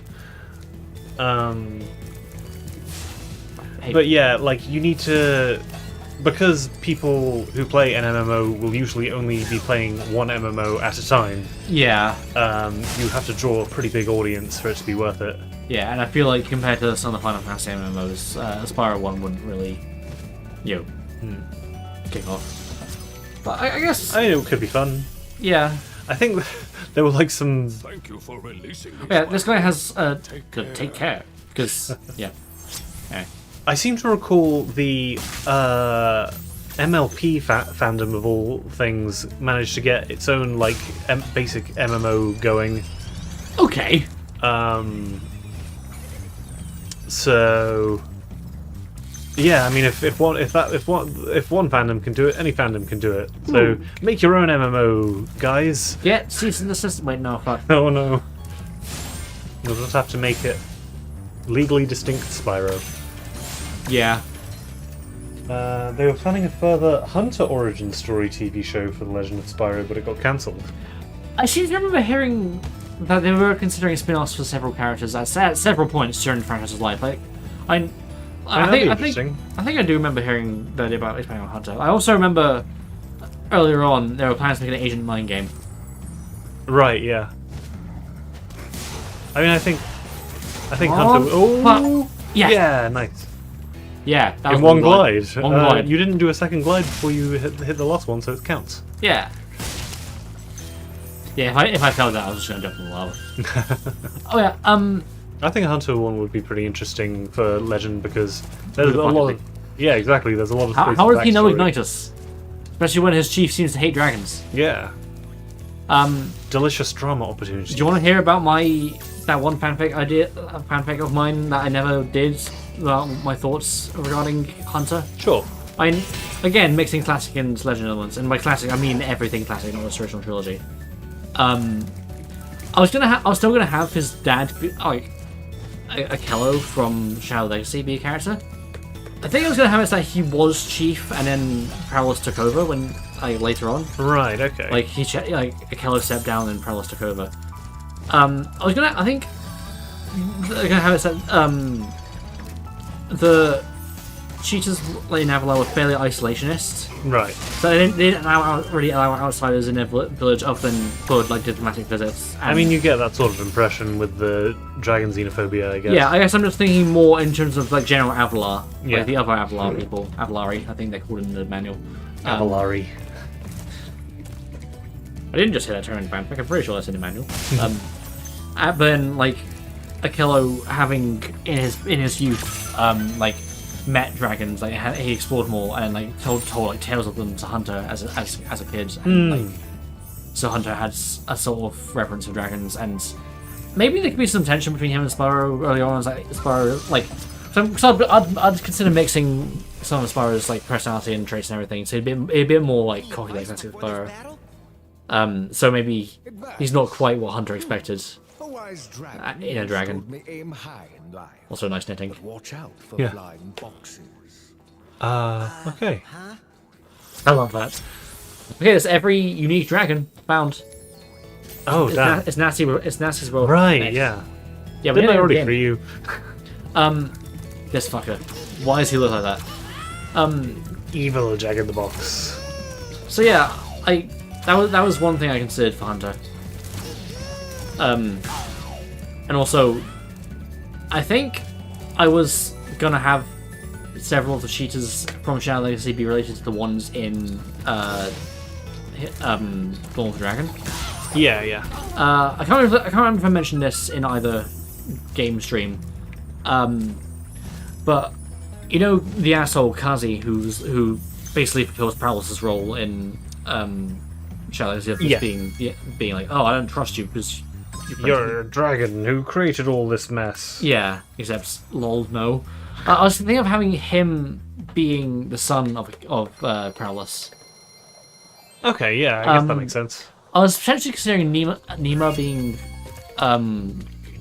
Prowess's daughter, and just having her not care for her brother much and being more friends with Hunter, which has tension between them and everything. And Adama being the healer. Well done, Spyro. I was thinking, You know what I mean, lies in store for you. Amos. Nasty's world is Because about Meadow as friendly is as mentioned place to you've be ever going gone. upstream to gather herbs, I always took that to assume that he was the village healer. So Sure. I'd basically consider Adama to be Meadow's daughter, kind of thing. Sure. So yeah, I have all the Shadow Legacy tutors are related to the North Dragon ones, except Hunter. They can be connected with loose threads about their personality. Yeah, I mean, yeah, because Shadow Legacy had some impacts on Legend of Spyro stuff, I find. Yeah, it definitely did. Yeah. Also, you know how I said that I was considering Ignitus. Excuse me? Yeah. Oh, I guess this guy goes unnamed in this version because in the original they showed the name before you approach them. Here it Oh. doesn't. So I forget what his name is. Rip Bozo. Damn. Oh yeah, I mentioned that I was considering Nightus being a Dreamweaver. Yes. I was considering having the realm of Jacques be where he was originally from. Huh.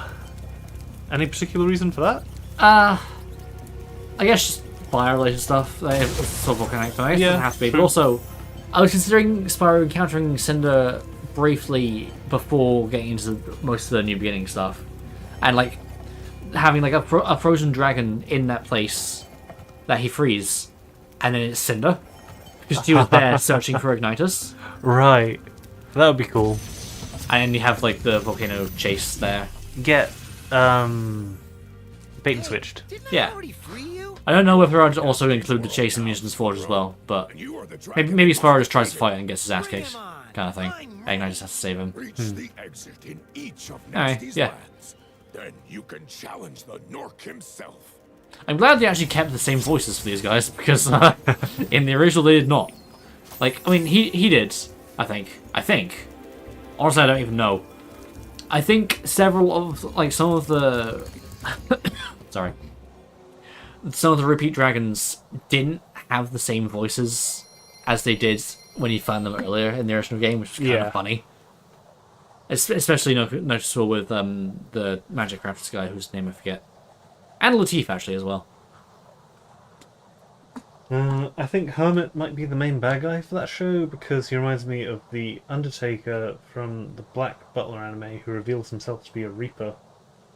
Okay. I mean, going more into the Hermit could have been cool. Yeah. Like, I guess I could- probably the guys from the village would have some kind of a knowledge and be like, oh, that crazy guy, don't go. yeah, I mean, to him." Menno tells you to get the key from him, which I question why he's the one who has a key to to the raft. the lock room, the room of weights. But I guess maybe it's a case of He just Prowless. has it there. Yeah, Prowless also has one, but you've already established that you can't go to Prowless because he'll be like, "Oh, you didn't save Meadow," Yeah. and wouldn't listen to you because he's a fucking idiot. But yeah, I can imagine it being a sort of a situation where a hunter, as maybe like a child, goes to see, sneaks out to see the hermit, and then the hermit is like, yeah, I'm going to say crazy pseudo fortune teller stuff. I thought you were at gonna say, "I'm going to say cringe." I'm going to post cringe. No, hermit, you'll lose subscribers. I'm going to be holding on main. Oh, I just remembered. This level has a achievement which is to not kill any fodder. Aha, okay. Yeah, I know I was trying to do that. Which I think is possibly a little harder than it seems because of all the explosive barrels rolling around. Yeah, you might very easily accidentally kill one. But I seem to remember not having much of a big problem with it. Okay. Hey, buddy. We're just doing our job. Our job is to grab the TNT out of the hole and roll it into the sea, where it will be collected. Yeah, like, I guess, again, what I would do in fanfic would be basically have this be a case where Nasty's essentially gearing up for, like, a full-on invasion of the Dragon Realms when he learns that someone's trying to unfreeze them again. Shaking in my Nork boots if I were him. Like, full-on militarizing, which is why we're, going to kill him.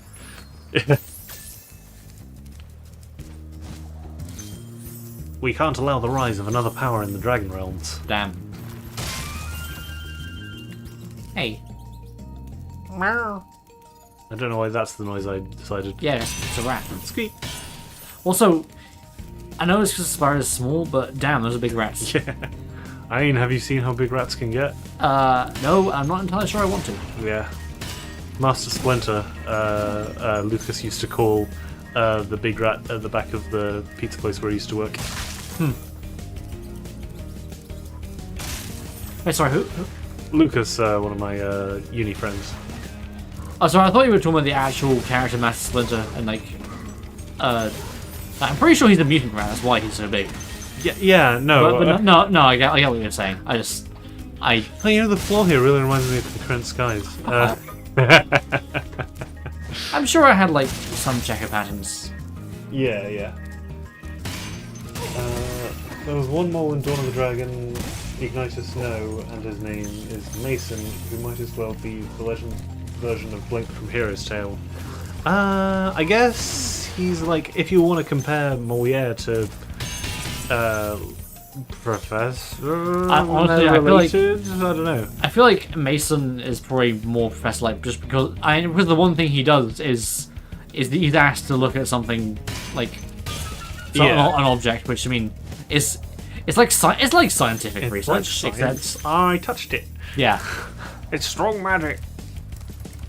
yeah. I don't think there are too many intended parallels for Legend cast to classic cast, and Man 53, what do you make of this? yeah, I think any parallels that can be drawn are mostly gonna be from Shadow Legacy, just because that I think there might have been, I can't remember if that was the same writing team, but it definitely has a lot of same elements, like, you know, Purple Dragons being special, the villain just generally having more focus on physical combat and like a darker tone kind of thing. You ready for the reference to everyone's favorite PS1 game? Wow, I never thought I'd be rescued, especially by such a little dragon. What I mean is, I always believed in you, PS1? Spyro. You I think gotta so. believe. You gotta believe. I've never played Parappa the Rapper. Neither have I, but I've seen it referenced a lot. This is where I watched my parents die, Parappa. This is where you watched your parents die. Oops. I slammed my penis in the car door. Ow! You slammed your penis in that car door. Yeah. Incredible. Well, I guess we're not. Are we linking all of these in the description as well? You make a load of work for you. No, I mean, half the shit I mentioned I was gonna link in the description in the earlier videos, and I never did, and I can't remember what all of them were. Ooh, B. watch out for those rats. Yeah. I feel like some of the more well-known ones aren't necessary to Yeah. to link, because I feel like Everyone's already heard of them. I feel like if you just search "this is where I watch my parents die Parappa," you're gonna find the video. It's true. Okay. Oh yeah, this is the room where perish. Well, hey, look, a locked chest. There's a key that I can get alternatively. Alternatively, barrel. Yeah, Nice. I don't know what they're thinking of that one. It's creative use of game mechanics. It's Yeah. like, you might see the box and be like, I need a key. Or you might think, haha, maybe if I can destroy it with this barrel. Key's gone. Key's gone. Huh, that's interesting. I guess to make sure that you don't wonder if you need this key for something else. Yeah. I guess they just make it disappear if the chest is broken. Yeah.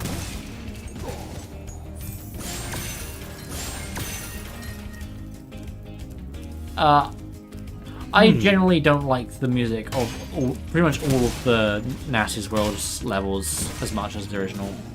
This one is less egregious to me than Twilight Cove, Twilight Harbor. Also, The moon pool. yeah, I seem to remember that being purple earlier. We're almost there, aren't we? Almost. Twilight Harbor. How long have you been playing, by the way? Only 1 hour and 40, so we're Okay. making good Yeah. time. Not about killing any rats. Yeah, good job. Ratastic. We're the rats. I think once I've done Nasty's loot, I will look at the achievement list on a different site rather than on Steam, because I don't want to get that overlay up here. Yeah. And maybe we should look on. I don't know. Oh, here's something that you would have more info than I would. Oh, I'm glad the developers are making the next Ratchet and Clank game the last game to have Ratchet as the main character and finally solve the Lost Lombax plot device, releasing in 2029. I haven't heard anything about a Ratchet and Clank game actually coming out. Let me look this up quickly and see if I can see anything on it. On the one hand, I'd be happy for them to finally fucking resolve that plot thread, because that's been a thing since Tools of Destruction, which, like Legend of Spyro, is very close to being 20 years old. And it's And But also, in A Rift Apart, he's still going on about it, yeah, even though it should have been. resolved a long time ago. Oh, fucking hell. I don't like the music here. Some of the visual stuff I don't like here. What did they do to you? I mean, I get you can't just have them carrying, like, straight up actual guns in a kid's game without increasing the age rating. You could have made it like a big musket or something, I don't know. Yeah, like, I mean, hell, some of the enemies did use muskets. And also, if you want to keep the same spirit of, what, like, the orange projectiles, I think like the fireball guns. Yeah. Make them laser guns, like in Sonic X. Yeah. Uh, But yeah, like, no, I really wish the Ratchet and Clank series didn't go in the direction I did in terms of story, because I don't, from what I know of it and what I've played, I don't really think the quote-unquote payoff of making it more melodramatic and, like, space opera thing was really worth it.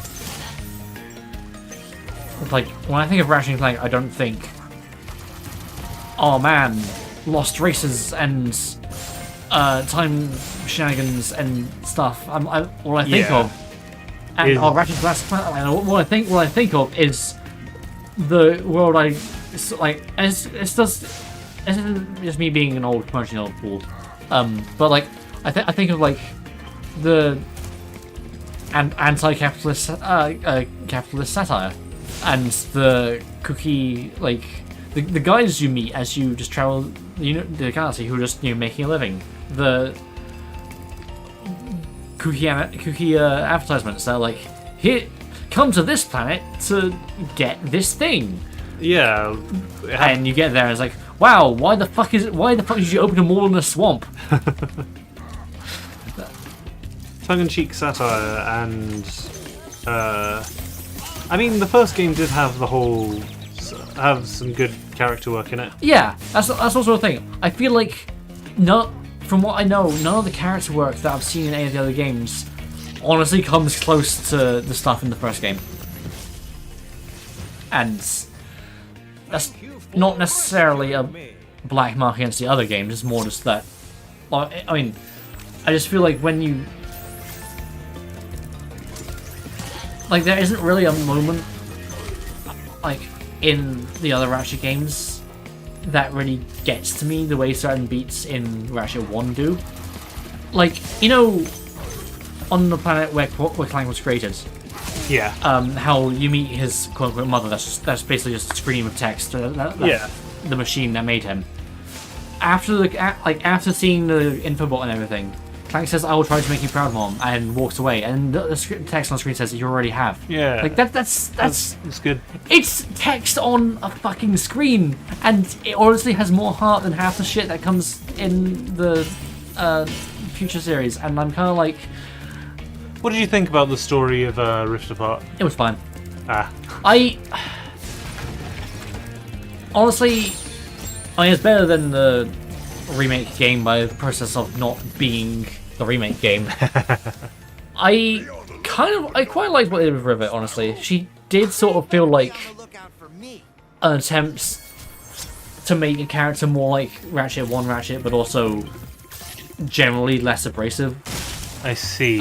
Like she is sort of like a bit of a work alone kind of type, and like mistrusting of people. That's strange. But she does like have friendly interactions with people in general, and Right. isn't like quite as selfish. She's just, and I feel like she does have reasons to like not really trust robots or Clank in general, because of past experience. So like, I understand that. And yeah, Rift's story is fine.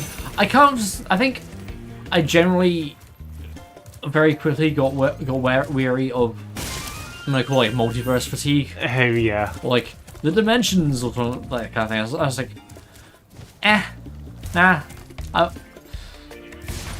I didn't. I feel like it didn't really massively add much to Crash 4, and that's a game where I still kind of enjoy the story, weirdly enough, for a Crash game. Like, the only other Crash game where I actually think about the story and like it is Insanity, and that's more just because of the funny plot beats and they're working together. They don't have to like it. But yeah, Rift Apart, it was fine. I thought I quite like. I mean, the villain was Nefarious again. Yeah. But the alternate universe, like Emperor Nefarious, I actually quite liked because sorry, I just gotta take some water because my throat's very dry.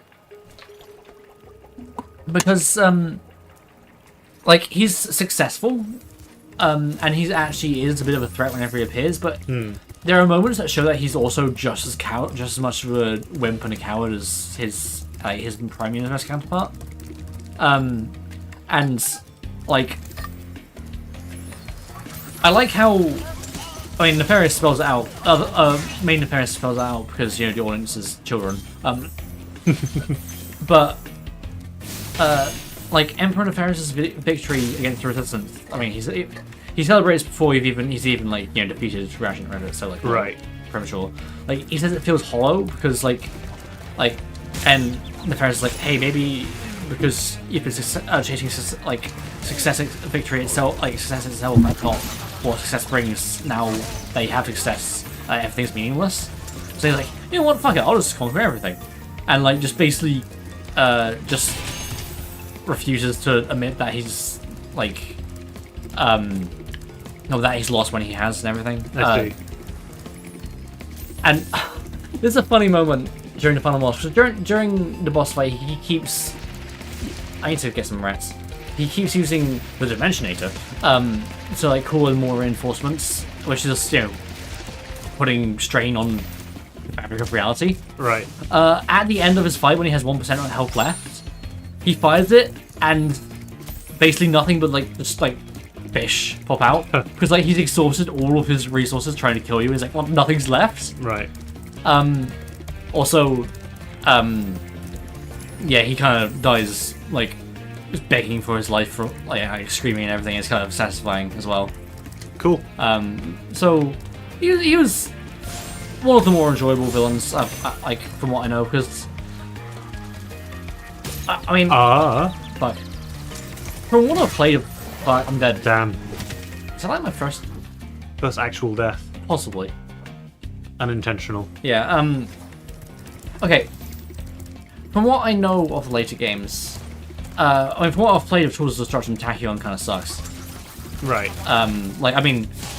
You kind of make a joke with him in the first encounter you have in the cutscene. Yeah, so, true. I'm just thinking, Ratchet, you have guns, just stay and shoot him. Nefarious, I feel like has semi-overstayed his welcome. Yeah. As much as it was cool to see him back. Oh, I've missed. Oh, right, I did that thing, didn't I? Okay. I knew there was something I was missing on the factory. Oh, fuck. Missed that jump. Yep, I'm gonna die. Second unintentional death. What is it? I'm sure I've fallen a couple of times. Oh, by the way, from what I could tell from online searches, the 2029 thing is speculative based on rumours and leaks and stuff, so... Fair enough. Nothing confirmed. Yeah. Which I try not to... Put too much stock in? Yeah. Which, I mean... I almost did recently because... that quote-unquote, news that... Oh, there's a Crash Netflix series in the works. That's, an unverified rumour kind of thing. Right. But yeah. I think Azimuth in Crack in Time I quite like, from what I've heard. Okay. Minus some of the stuff about, how is it that this guy has not heard of Ratchet? Or was not aware he was alive? Because, I don't want to quote Gaming Brits video too much, but one of the dialogue bits Azimuth has is if I'd known you were alive, I would have tried to find you sooner. It's like, hey Azimuth, did I ever mention at the time I was a celebrity on that game show that trillions of people watched? I mean, space is a big place. Yeah, I guess in the Polaris Galaxy maybe they didn't hear of that. But Ratchet, it was a thing in the original games, and even in the later ones that Ratchet are celebrities. Yeah. Everything. But no, I think Azimuth is generally a good character in that he's a villain in the sense that his end motives are kind of ends justify the means I'm gonna do this thing, even like what hell with the consequences. Yeah. But I think he's still a pretty good and sympathetic character. Also, again, to quote Game Brit, selflessly pursuing your own goal without really thinking about the consequences is exactly the sort of thing Ratchet would have done at the start of the game, which is, I think, it's a nice. That's a nice parallel. Yeah. Also has a double-bladed wrench. Which instantly makes him cool. He's like Darth Maul. Yeah. You know, and double-sided wrenches are a real thing. So, I guess they are. although They don't have the same head. no, Right, I need to not get hit by Nasty because that's also a skill point. aha, Oh! The achievement for this level is kind of funny, which I'll show you. I realized I didn't actually look for the random cogs that I needed to flame, or gears that I needed to flame in the last level. So that's something I'll go back to. Probably before I move on to Spyro 2. My throat really hurts.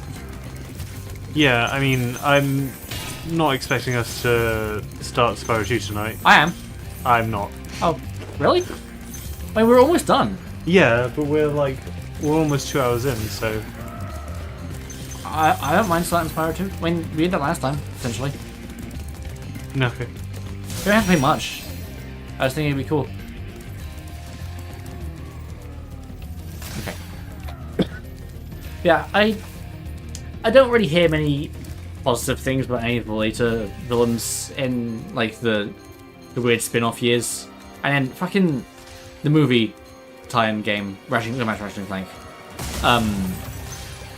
They made Drac worse, and they kind of also didn't even let him be the villain of the remake of his own game. Yeah, And Nefarious came back again. Nefarious. Here, whoa. Oh yeah. I don't know if I mentioned this when you played the game, but you know the guy, the nerdy fanboy guy you buy the Quark trade the Quark statue to get like the Bolt magnetizer or whatever. Yeah. He's the villain of one What? of the later games. That's bizarre. I mean, maybe in context it works. I don't know. Yeah, I don't know. But yeah, it's what? Anyway, where? Yeah, I guess if Ratchet and Clank wanted to go into the darker themes and cool lore. And also, I feel like the like original games were darker or whatever. I don't know. Maybe I'm just thinking of stuff like Orxon. You're probably right, to be fair. I mean, it was done in a comedic fashion, so it put less of an emphasis on the darkness of it. Yeah, I mean, the other games still had comedic elements to them. It's just Yeah. Oh wait, fuck! I didn't. What? I was gonna get the achievement, but now I can't. You have to make him run laps. Like, because if you don't flame him soon enough when he gets here, he jumps back down. Oh, that's what the again. achievement is for this. Yeah, the achievement is to basically make him run like 5 laps. Right, of right. course. Ah. Well, I'll kill him first and then. you'd always. If you come back, can you do it again? I have to come back, yeah, because when Okay. I reload the level, he'll be alive again. Right. That's how dying works. Yeah, I just wasn't sure because we've never. No, I'm saying that's how dying works. If you come back when the person died, they'll be there again. Oh yeah. Yeah, maybe. I think maybe I'll go back and get all the achievements I missed once I have a good idea of which ones I have missed. So maybe at the end of like the stream in general, or of the run of Reignited in general. Because I other than flaming the gears and making it run laps, I don't know what other ones I might have missed. So I don't want to check right now. So I think I'll leave that until the end, very end. Rip. He's dead. You're toast, Dork. Also, there was some nice lighting in that lava area. Yeah. Cheap. Jeep. Watch out! I'm gonna burn you. Sorry I took so long. Almost forgot about you guys. What about Ganasty Ganork? Yeah, off Nasty screen. Nork is toast. So now there's order again in the Dragon Kingdom? Well, mostly. I've still got some treasure to find. What will you do next? I'd say the sky's the limit. Nice. Nice. Hey, I think this plays after Nasty's loot as well, so I'm going to wait until Skip that. it. Fair enough. Also, we're not watching the whole credits, it's like fucking 20 minutes long or whatever. Yeah. I think we'll watch until the artwork disappears. Because there's like little artworks that scroll through. Okay. Oh, can't open that. Wonder how we can open that. I have played these games before. We know what it is. I've played these games Nasty's before. ancient history now. So what's in there? I believe this is Nasty's treasure hoard. But the gate will only open if you have found everything in the Dragon Kingdom. Come back. The Dragon when you Kingdom. have reached 100%. Yeah, I know why. Yeah. Yeah. I mean, money. We unlocked Nasty's loot. I just want to say before we get in here, I like that you can. Was it the case that you could see the other parts of like the levels almost from here in the original? Don't think so. But yeah, I think it's just generally like keeping like the junkyard factory vibe. Yeah, it's cool. I think there are a couple of like in the skybox themselves, like there are a couple of factory details in like one of them. I think in Twilight Harbor. But yeah, I just thought we're talking about ratchet villains.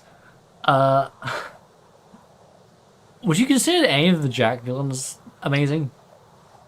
The Jack villains. I mean, Golan Maya. They're not really characters. Yeah. They're we are evil. We have been corrupted by the Dark Eco, and we're going to do evil things with the power. Then Baron Praxis, I guess, is a little bit interesting. Yeah, I like most of the Crimson Guard's villain. I mean, I say most as if there's more than two. Yeah, I like Torn. Not Torn. I like Torn, but yeah, he's not a villain. I like Errol. Errol, that's right. Praxis.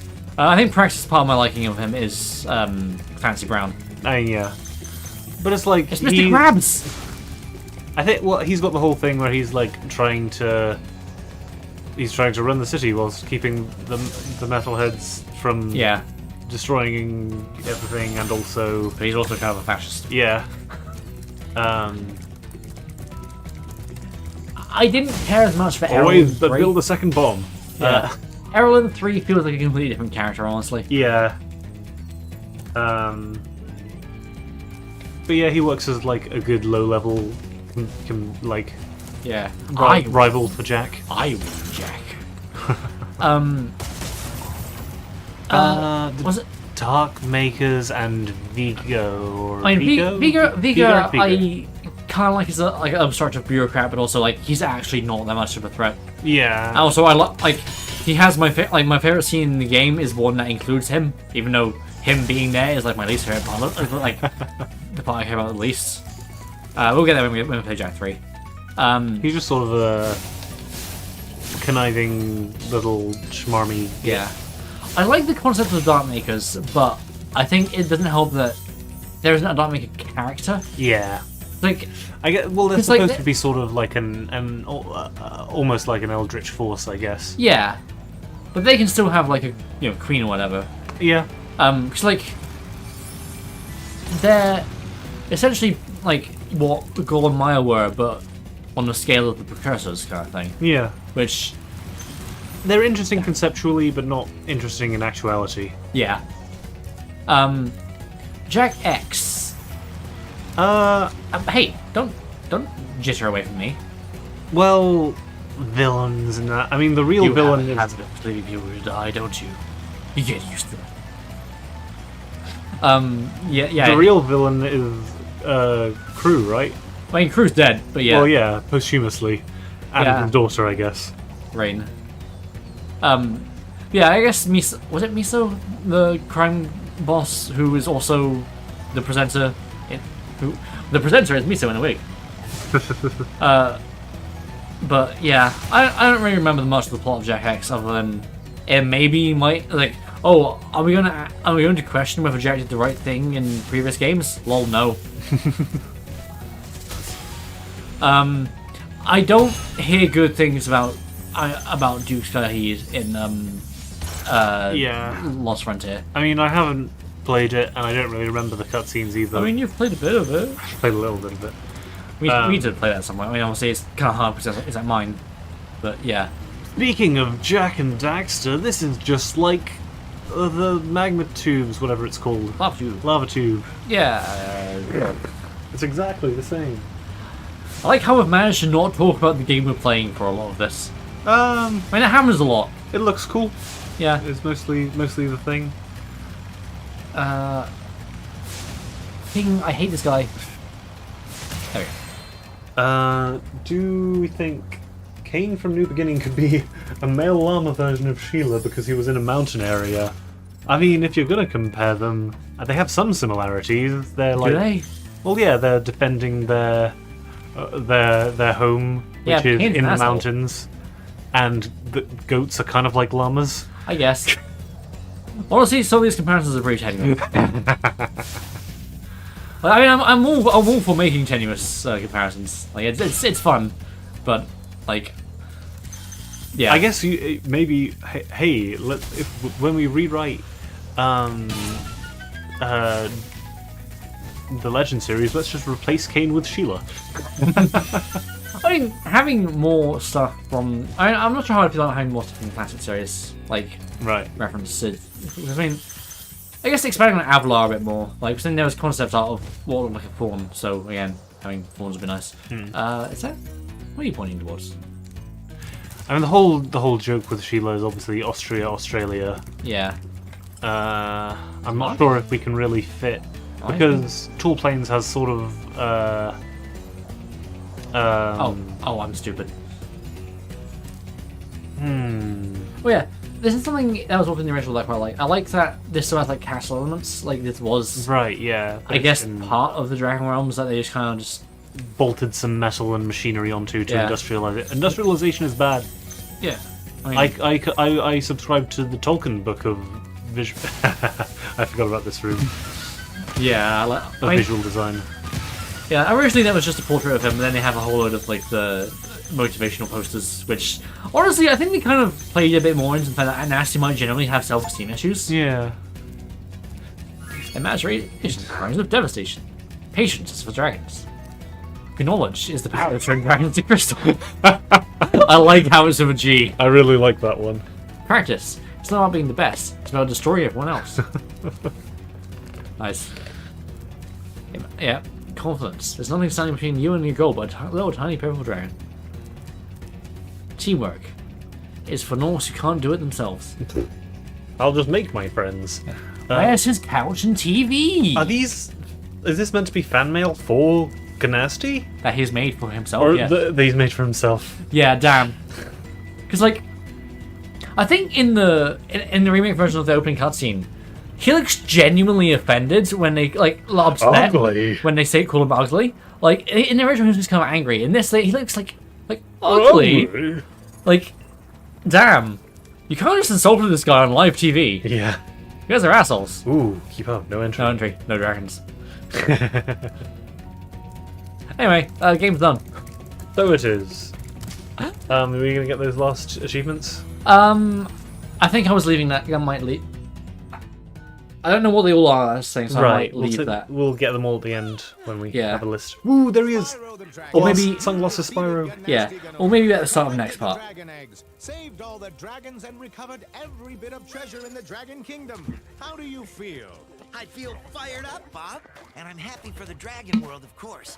I certainly wouldn't want to spend the rest of my Dragon days butting heads with Nasty Nork and his weird minions. What's a minion? Never mind. You know what they say. For every good battle, you need a good adversary. And I felt that Nasty, in spite of his misguided nature, was a worthy opponent. Okay, I want music in the cutscenes for a bit. Like, Spyro 1 is the only one, like, I mean, they do it a couple of times, but for the most part, they seem to go completely original with the cutscene music in this compared to the... Oh, we didn't get credits, fuck. Guess I am... Oh, this is my chance to show off something.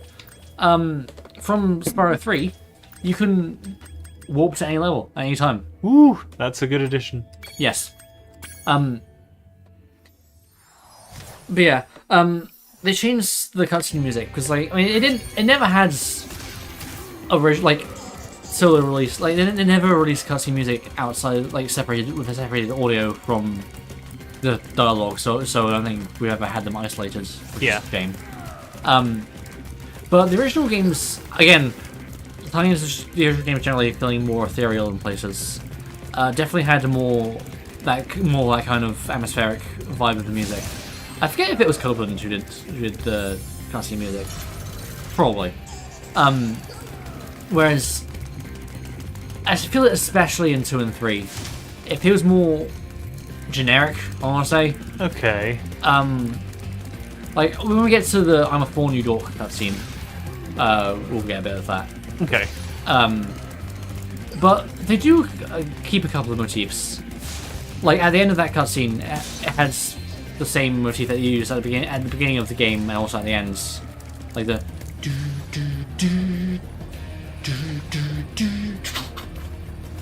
Okay, cool. Which they actually something I do actually appreciate in the remake is that they use that sort of as Spyro's motif in 2 and 3 as well. Huh.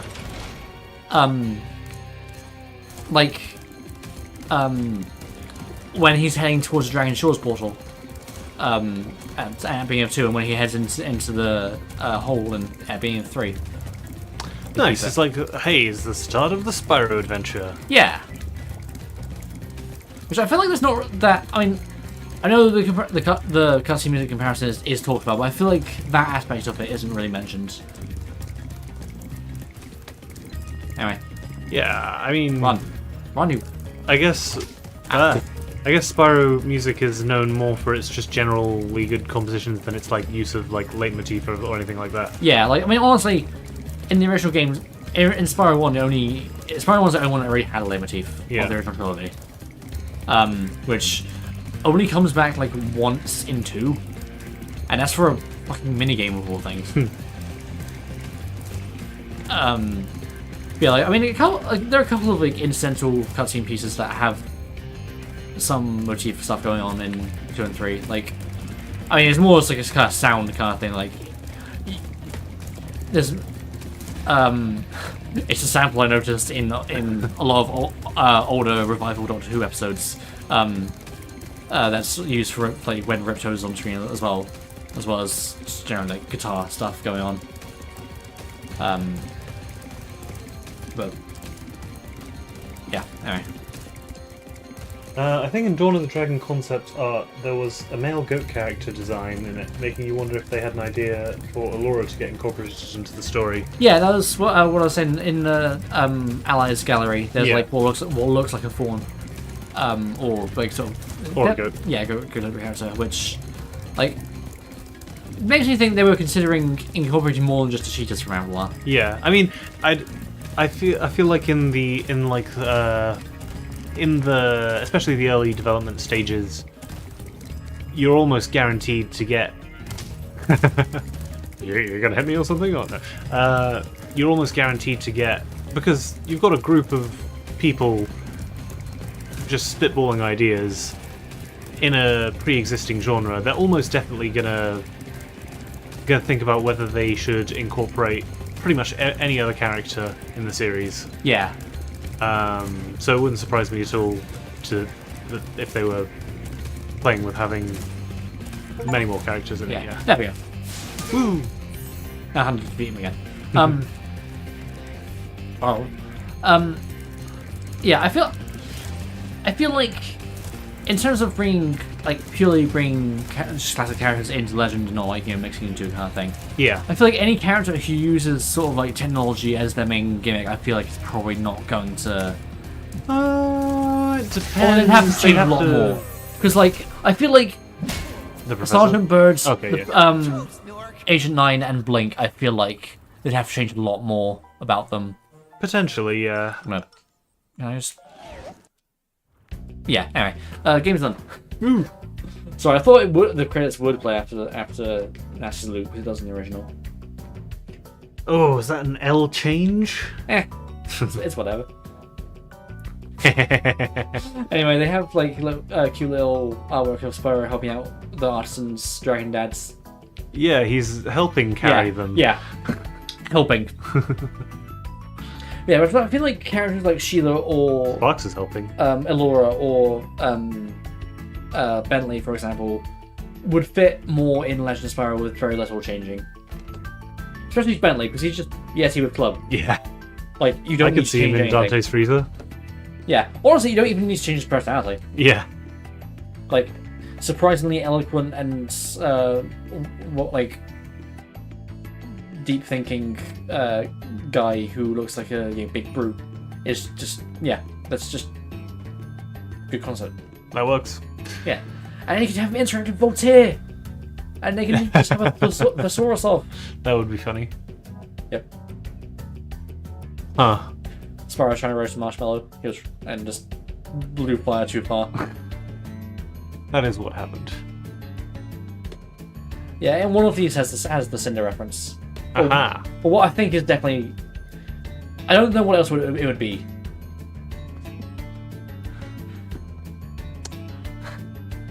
They only do this for the artisans, weirdly enough. And that's because Spyro only lives in the artisan homeworld. Yeah. Admiral Nimbit. So it's always fun when they include the office pets. Yeah. Cool electric guitar. Twinklebat. Anyway, I mean, that's not even Spyro's fault that he broke that string. Yeah, I mean, it's more just playing very loudly, which wasn't... Yeah. Yeah, also, don't do anything like this for 2 and 3. Yet another case of how they were rushed. Yeah, of Spyro 1 favoritism. Yeah. I mean, I think Spyro's doing a pretty good job there. Yeah. Yeah, I like how his horns are just smashed through the helmet. Like, they don't have that might be an old helmet, honestly. Oh, it could be. It does. There are definitely some knocks with that helmet design. I think exactly which dragon it is. I think that's the one with the skull in Dark Hollow. Oh, Horatio. Act 4. It is. What time are we at? We are at 2:12. Okay. I think I'll do a little bit too, probably not much. Okay. Probably because I know what I want to include next part because of thumbnail shenanigans. Fair enough. That is the Cinder reference. The little plate thing as far as okay, making. yeah. It's like a broken up picture of Cinder. Sort of, in a cartoony fashion. Yeah, I mean, I think it's definitely meant to be Cinder because, like, you know, the black with the white horns in like multiple horns and like. The chest is more pink than red, but I mean, to be honest, in some of the cutscenes in the new beginning, her chest and wings are a little more magenta than red. I mean, plus in a redesign, you can change that. Yeah. I'm surprised they didn't make her more purple like Scarlanders did. I don't really see what Spyro's supposed to have done wrong there, because they're doing play stuff. It broke. Well, yeah, but it's already fired and painted. Spyrocles. Big glass sunglasses on it. Yeah. We've not really done much. I might actually do like. I mean, I'm gonna have to look at the cheat menu in a minute anyway because I have a feeling Super Flame might be turned on, but I might turn on all the other cheat codes in on when we start Spyro 2. Okay. Might give him some sunglasses. I do wish this went a little bit faster, but... Yeah.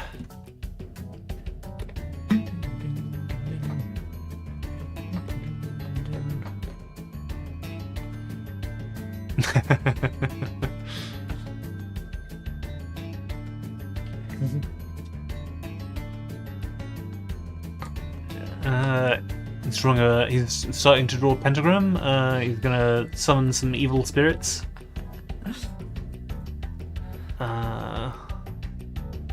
A lot of people working on this game, huh? Yeah. It's just like the Manager Field, where they name a lot of the fucking Activision CEO guys before like the voice cast. I haven't really been paying too much attention to the order of the Yeah, I mean, there's been a lot of different development teams. I mean, Spyro would rather draw the sheep being burnt. I mean, honestly, I guess if you just asked paint a sheep, not wrong. It's not wrong. This is graffiti though, so they're going to get in trouble. Yeah. Do you think Allura will not be a guide in the Legend series, but an anti-hero who helps Scab instead? Like, I think Spyro's just like, yeah, I'm definitely studying. Like, also, I'm not entirely sure what the one is. I think he's just doodling. Yeah. Don't doodle in my books. he's hiding the flight book, I think. He's trying to like say, I want to say how to fly. Yeah, potentially. The ancient scrolls.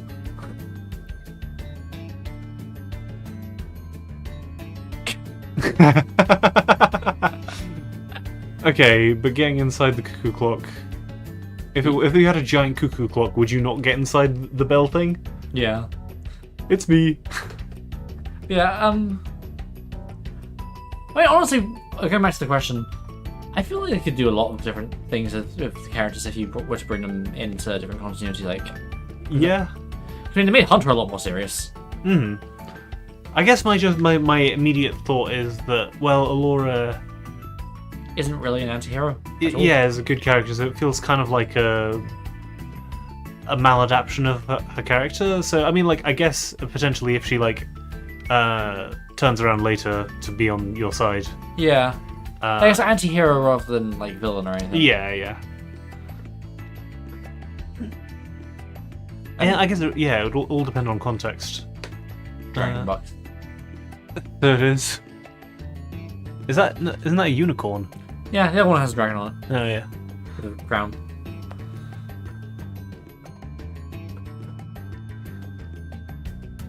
Spyro on set. Yeah, I'm just remembering there's a render in the Spyro 2 and 3 manual of Spyro lounging on a sun chair with like a drink in his hand. Oh, I only just noticed sunglasses and sparks as well. Oh. That's pretty great. It's Okay, now I wouldn't bake myself inside the cake. Yeah, how do you get in there? I mean, he's resistant to fire. I guess. I just realised there's a sheep oven mitt. That is a sheep oven mitt. That's pretty great. Okay, I mean, yeah, very special thanks to Insomniac Games, you guys who actually make these games. Well, Hastings, I realised. Dan Johnson, rest in peace.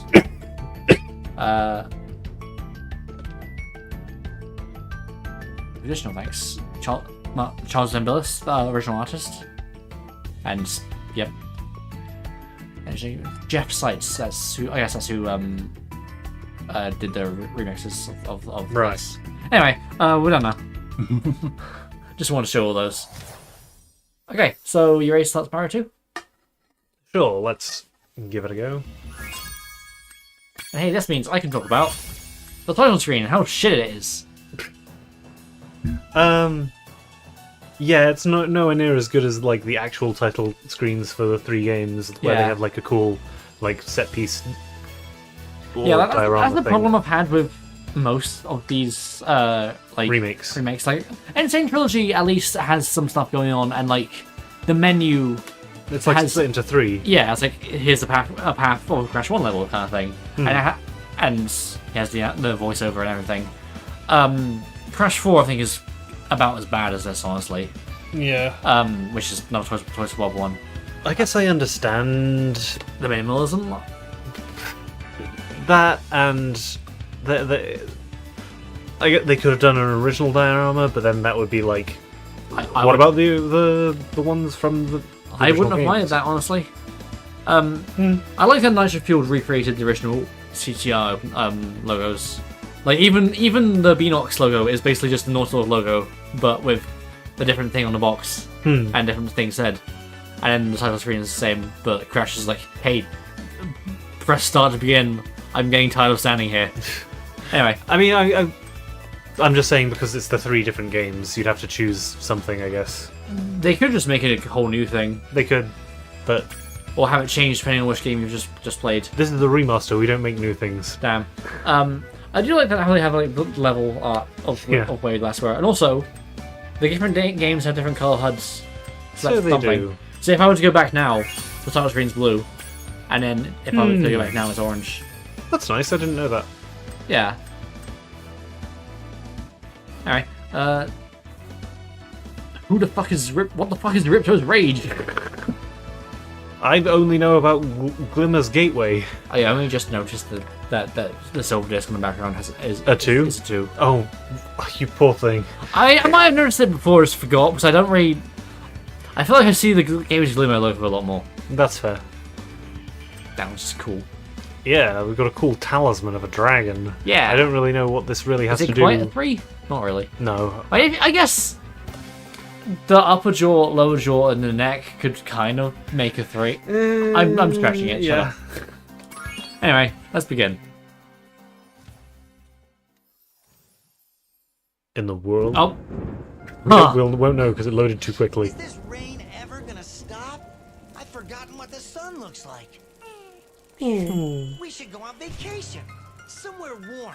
Somewhere sunny. There wasn't a portal here before. Shores, yeah. I haven't been there since we kicked Nasty Nork's butt. How about it, Sparks? You up for a vacation at the beach? Last one there's a Nork. I'm not a Nork!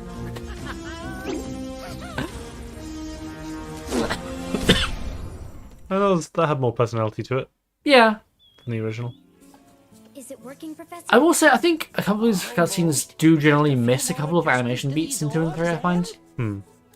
Like there was no like panning shot of the sheep and then Spyro running through him as he ran for shelter kind of thing. And stop fidgeting. But you saw the professor's book. They have claws like this and teeth like this, and they can spit fire like this. Hey Laura, stop telling Hunter not to stim. Damn. That's exactly the point. A dragon is our only chance of stopping Ripto, and you know it. I think it's mostly just due to the voice direction, but I think I do genuinely prefer this version of Allura to the original. I think it might just be because I find her less abrasive, which isn't. I mean, again, isn't necessarily a bad trait in the character. I just never really liked Allura that much in the original.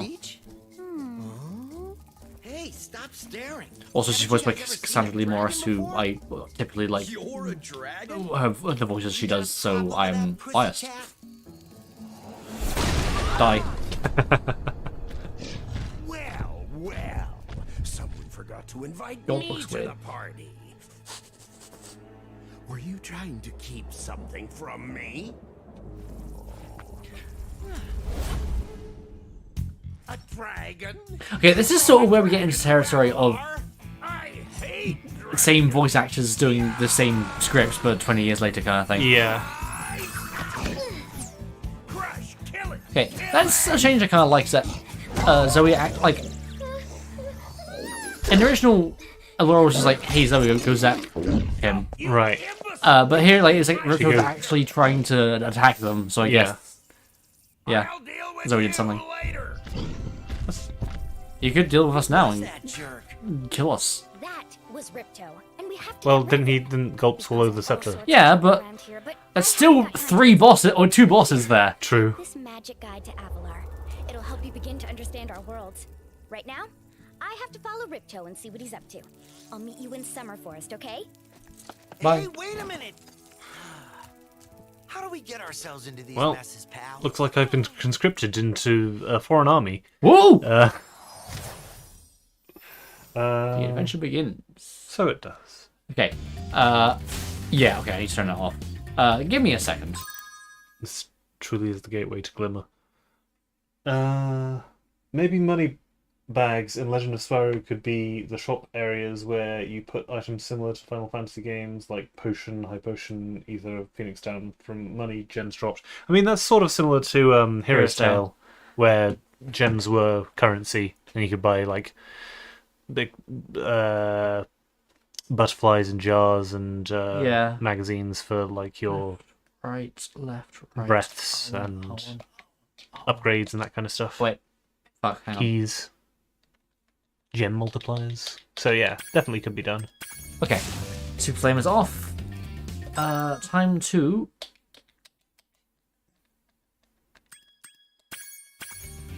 Hey, there's the high roller. Yeah. Oh yeah, and also Spyro's not perpetually frowning anymore. Because they used to... I think they used the same model throughout all 3 games, although I think someone pointed out that a couple of details do change between them. Like, I think possibly like the wingspan or just the size. Okay. But yeah, because like in the Spyro 2 model, Spyro is perpetually frowning. He is not happy to be here. I mean, I guess that's sort of a neat detail in a way. Yeah. I'm probably gonna do any others right now. Okay. I'll just... we don't really need to see Spyro's eyes at all, so... yeah, having sunglasses on, that's fine. Yeah, we don't have dialogue when we rescue things anymore. Yeah. Although, honestly, those actually don't take into account any cosmetic changes you did anyway. Okay, they'll put you back to default. Yeah. Which... I want to be Black Spyro. Gems. Oh, big gem. Ooh. Why can't I have this? Oh, hey, it's got... That is really nice. Got some nice reflective I hadn't even quite noticed that. I think that's just a cube map, but... I'm not sure if that's a PC thing, or maybe it's for the most recent version I played as a Switch version, which obviously probably wouldn't have this visual effect. Potentially, or... I thought it would be more a flat colour. Maybe you just didn't see it because you were far away from the TV or something. Yeah. Or on a small screen. But no, if I was playing the Switch version, I was playing it, you know, in my face. Yeah, right. Hey, you know how last time I was able to do a whole bunch of skipping and everything? Time to do it again. I wish. No, we're not allowed to anymore. The physics has been fixed. Yeah, fixed. Lame. Yeah, fixed like a dog. Damn. Yeah, that's... I think that's generally one of the reasons why I do prefer the original version of Spyro 2, is just because of the double jump glitch, because I know it's, you know, breaking the game, but I love breaking the game. I wanna run over and just get the talisman right now. Yeah, I wanna want to level. Fall out of the world and die. Do you think those 4-legged gremlins in Dawn of the Dragon could be their interpretation of Gulp and the stick one being Crush? I mean, the what's? The tall ones. You know, in Dawn of the Dragon, you've got the guys at the club and there's the big green guys. Yeah, I mean, I can kind of see it. I see it. I see the comparison. I don't. Again, it's one of that these would be really funny. I don't feel like it was intentional. No, probably not. I mean, a biped and a quadruped enemy. It's going to use the same sort of design language, but yeah, that's going to be actually have to pay money back now, right? No! I hate capitalism. And she asked me to help you out. Whenever you find me, I'll remember your progress. Like this. Thanks, Padme. That zap means Yeah, that if you get that is Clone Wars Padme's voice actor. you to this place. See you around. I think it's Catherine Tabor. Okay. Yeah, which when I first played it, I was like, is that Padme? I was like, yeah, that's Padme. Which I think she was. I mean, I like Clone Wars voice acting in general. Yeah. Do you want to talk about the Clone Wars? Or are you good? It exists. Some of it's even good. Yeah. Cutters are a bit too short to climb these ladders. And it looks like you are too. After you learn to climb... Fuck you. Just with the original, I style all over you. Yeah, I would like jump up onto this and then jump up on there, or you know, get through the wall or anything. There is still a way to get up there, but it requires Super Flame, which I mean, technically I have, but I'm not going to activate. Because if you activate all the gem lamps in this room, then you will, you know, warp to where the guy who gives you the orb is, right, you know, up there. And if you have killed enemies at that point, then in which case you can fly over and escape money bags. Gonna be honest, The faces on these guys? They look weird. They do look weird. They look too human. And Yeah. also inhuman. They're in the uncanny valley. Yeah. Which is weird, because they're just like Muppety Lizard people. Yeah, Original. I don't get it.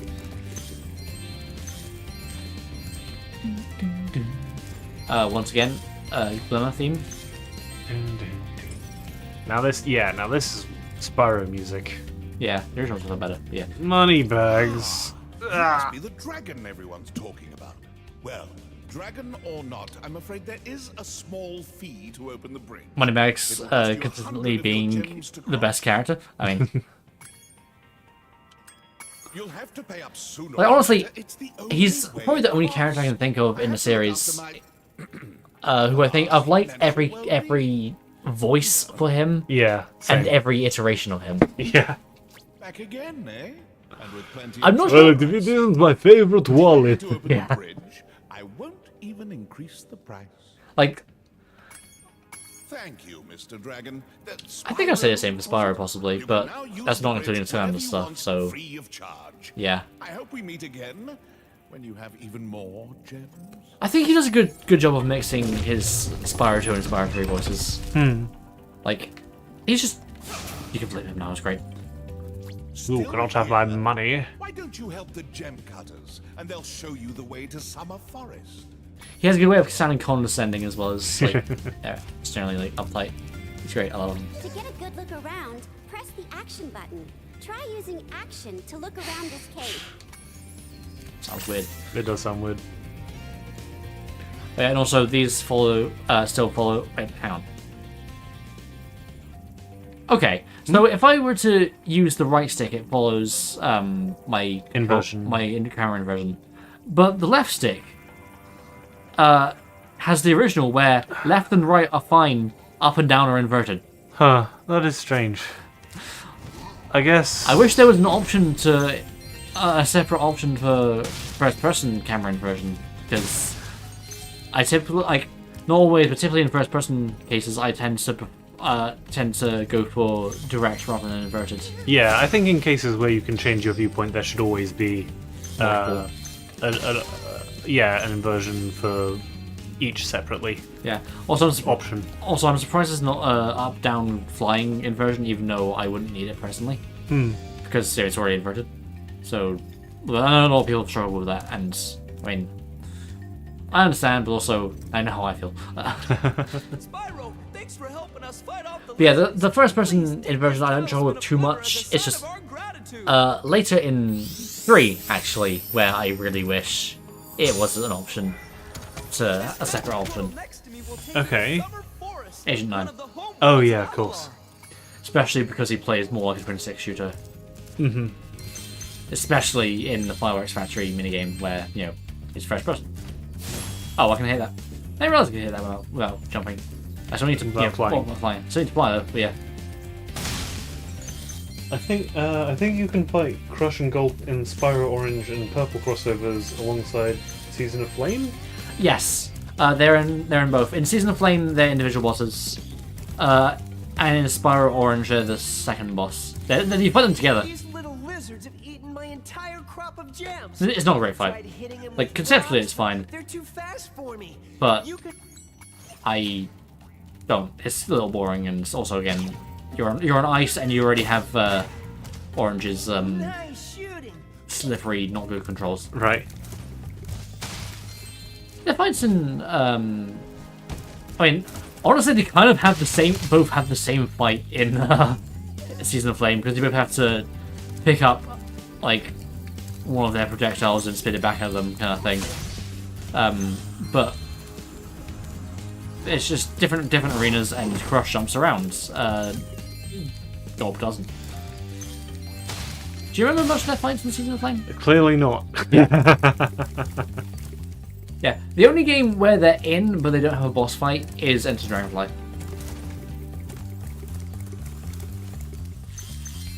Because that one only has Ripto. Because lol. Great. The Superflight power-up is...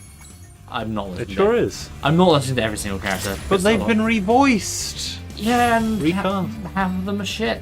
Hey. Nah, it's fine. I think a lot of the incidental characters in 2 and 3 lose some of that charm from the PS1. Something like over-exaggerated, like cartoonish charm. Don't quite want to say so bad it's good, but like, Thanks for helping me light the lamp, Spyro. Everyone sounds like a voice actor now. Is that what you're saying? yeah, they sound like people, which is good, but also, oh wow. No, I guess you were pretty efficient with that. yeah. But also, I like the more exaggerated tone for a lot of it. Also, some of them do just sound worse. You can spit pretty far, Spyro. See if you can spit all the way to the lizard. Spit this rock I found.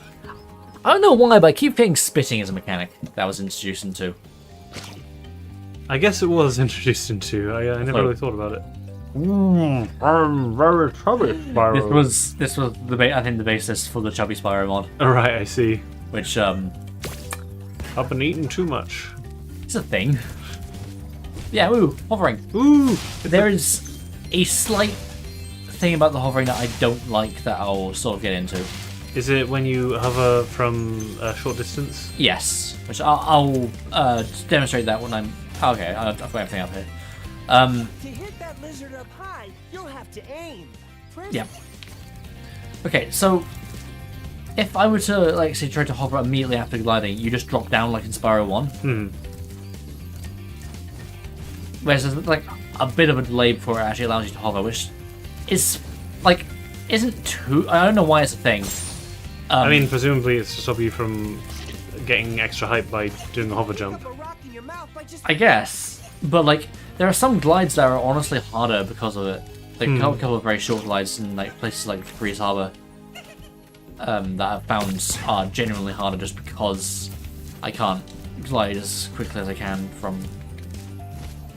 or hover as quickly as I can from glide. Yeah. Like, I think that's something I would generally want changed if they were to keep this gameplay style, but to do new things with it. I guess alternatively, what they could make it do is instead of dropping you straight down, it just makes you float at the same height a little bit. Maybe. I don't know. Personally, I don't even know why they did it because the original had let you hover as soon as you. The original also let you jump out of bounds, which they clearly didn't like you being able to do. I mean, yeah, but that was when you charged after jumping. But I get why they cut that as much as I hate it. I guess the only thing I can assume is that it would allow you to do similar things. I don't really remember any cases where you could do that. Well, where would you want to do that when you could just do a charge jump? I think in 3 as well. Because you couldn't charge jump in 3, but you could go hover immediately after. But I don't ever remember using it as a sequence break. Well, maybe they designed 3 around it better. Maybe. I'm only supposing. Yeah. Alright. Oh. You don't say. It's great that the interact button is the same as... Oh yeah, that's also weird because R3 is also to look and select mode. Oh, okay. Does that talk to people? I assume not. Yes. What? Why? Why would you not use that opportunity to split them up? Nope. They're just the same thing. Ah! We rebound the control without thinking. Anyway, I don't think I can get anything more here. I guess not without that ladder. Yeah. This is my favorite part of Spyro 2. Not being able to complete levels. You gotta come back later. It's like a Metroidvania. If they fully committed to that, I'd be more fond of it. I think it's just so... There's a few instances that it bothers me in 2 and to an extent 3, but not as much because they're more isolated areas. It does seem a little unnecessary. Yeah. But they didn't show Crush go to like diving into the water or anything to get to the castle. Oh no. Yeah. I think this is a prime example of what I was saying of not liking the music direction because My name is Alora. Hi. just the I'm Spyro. What are you, some kind of goat? Repeatedly. It's kind of like... I'm a fawn, you dork. Yeah, I like that line because it's more like playful Did you than eat the gem cutters in the dinner? original. Where she sounded annoyed. They Yeah. gave me a souvenir, too. They called it a talisman. They gave you a talisman? What, is it special? I just stuck it in the guidebook you gave me. I mean, There are the 14 music is talismans in scored Avalor, and they to are Yeah. what's happening in the scene. If Yeah, can I collect just enough of don't them, care for it they as can much be personally. used to That's defeat Ripto. Hunter, where have you been? Oh, I got a little lost. Spyro's gonna help us collect the talismans. I am? He is. Spyro, look. There's no way you can get to Dragon Shores right now. Conveniently Countless for us. monsters have taken over the castle here in the Summer Forest. This bit sounds You're nice. going to have to go to Avalar's worlds and convince the inhabitants to give you Get their Spanish talisman. guitar. You can keep them in your guidebook. Hey, I could do that. Why doesn't the dragon just torch Ripto? Hunter, you can't even keep track of your running shoes. How can we trust What do you you think with of the 14 character talismans? redesigns, by the way? I If like you come across any parts of boards, them. They're important too. I'll But tell you I didn't about them appreciate later. seeing close-ups of Hunter's Okay, weirdly no realistic problem. looking teeth. I'll collect a few talismans, give Yeah. Ripto the old hotfoot, and be in Dragon Shores by lunchtime. I mean, I think there's... Summer Forest. Woo! I love forest.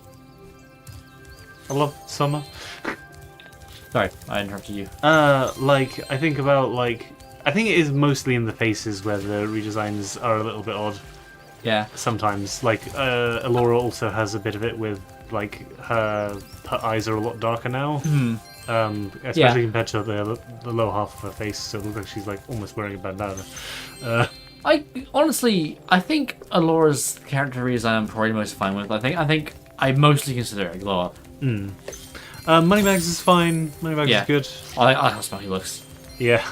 Though I'll always miss the dopey look of the original character designs, but I do understand part of that was just a case of the PS1 models. Yeah. And I think maybe it was just Enter Dragonfly looking the way it did because it was, Enter Dragonfly. But I think it did sort of show why some of those character designs don't necessarily translate as well to a system of more powerful hardware. Spyro, I like a this more is the leafy look homeworld throughout, called but Summer Yeah. Forest. There are portals to many of the Avalar worlds around here. Unfortunately, Ripto has taken over the castle, and we need your help. anyway. Okay. First of all, love this room. Woo! I'm gonna go down. The Arboretum. Second of all, this is a case where I feel like a lot of the time when I played Reignited, it's outright skipped a Hunter line, and I'm gonna see if that's the case here. Okay. Because there have been times where he has said it, and there have been times where he hasn't. Thirdly, tree. Tree. Yeah, tree platforms. That's cool. Yeah, I like it. And it was a bridge. I guess a bridge where the endpoints aren't even, but whatever. It's fine. Bridges are allowed to do that. Especially if they're on trees. Yes. I do very much like what they've done with a lot of the environments look nice. There are some that I feel contentious about, but others, we didn't talk about this in Spyro 1, but yeah, like Summer Forest is absolutely beautiful. Okay. Hey, Spyro. Oh, he says it. Ripto smashed this bridge, so I guess you'll have to glide across it. Glide across it. Then press jump again while you're still in the air to glide. To glide. Remember. Yeah, sometimes when I come up here, he just skips straight to this one. Huh, that is strange. Maybe maybe because of like a particular place where you jump down, it like triggers like Maybe, some kind I of trigger on the other side of the bridge. Yeah, I feel like it shouldn't, but maybe.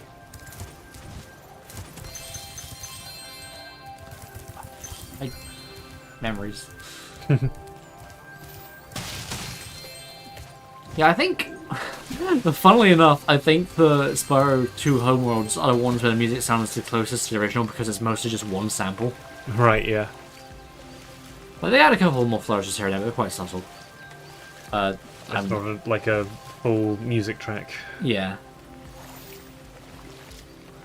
The water on that hill looks a little bit odd.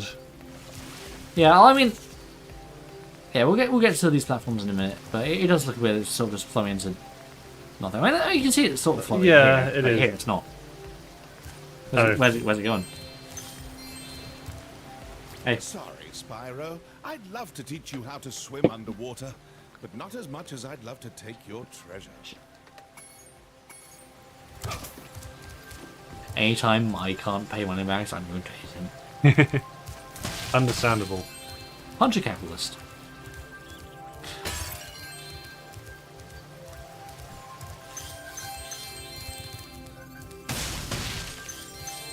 Oh yeah, that's the thing. I think like they could have just kept the same gems from Spyro 1, but they actually kept the ones in 2 and 3 have different cuts. Right. That's and also cool. that the 5 gems are more purple than blue. Hmm. Like, I feel like they're more purple here than they were in the original, but maybe that's just the lighting or how they achieved the effect in the original game compared to here. Yeah, I mean everything in the lighting is different, so Yeah. I'm not gonna pick the gems specifically for that. Yeah, but like, I think it looks more bluish purple than purple here. Right. And also it's a bit confusing now because both 5 and 25 are, you know, similar colours. Alright, hey Hunter. Hi, Spyro. You look like you're pretty agile. Let's try putting it to a I think Hunter was one of the characters who was more contentious in terms of his redesign. I like that they include the bow and arrow stuff with him. Like, that's just kind of a thing they've been doing since. I mean, his like old render in the manual had the bow and arrow, but it was never on his model until Hero's Tale. Yeah. But a lot of his other old renders did lead into the archer thing, so I'm glad that that's just kind of a thing that it just kept for him.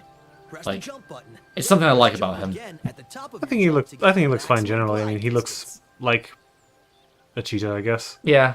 I think it might have been the voice that was more contentious because he sounds a bit less dopey. Yeah, he just sounds like a bro. Yeah. Which, nice job. Again, it might be just because I recognised the voice actor when I first played this, Robbie Damon, who I at the time recognised because he was in Final and Echoes. And I was like, oh, hey, it's Tobin. I know that character. And I can understand why they didn't want to make him sound quite as much like his original, because the original voice was very, I am a video game character. Yeah, which is kind of the thing I do kind of miss out the voice acting in this game. Right. Also, it is weird that they got Greg Berger, I think I mentioned this last time, got Greg Berger back for Ripto, but not for Hunter. Yeah. Very good. Now, Yeah, they had like water on top of some of these. Yeah, I noticed that. I was going to say something about it. Okay. I love ripples. He doesn't say glides. Whoa, this water effect would destroy the PlayStation 2.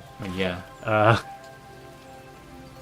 That was a Ratchet. I know. Clank 2 reference. Like, I feel like anything here would destroy the PS2. I don't know, you could like have one model.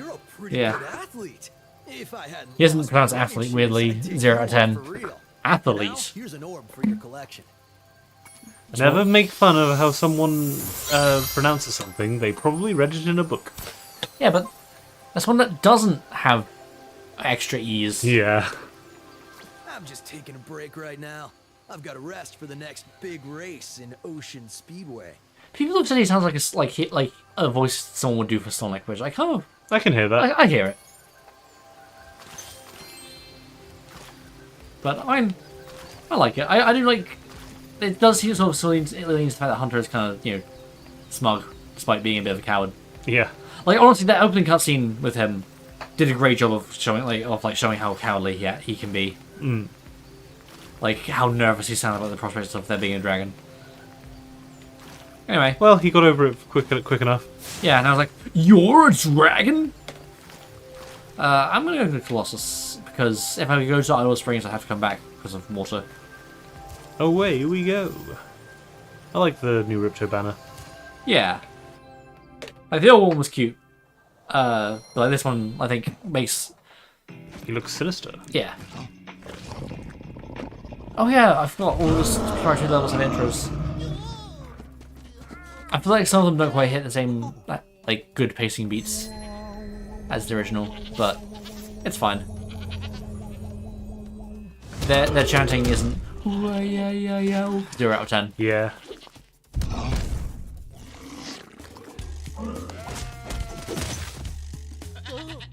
Uh-oh. Oh, there's blood everywhere. Oh my god. Cartoon violence.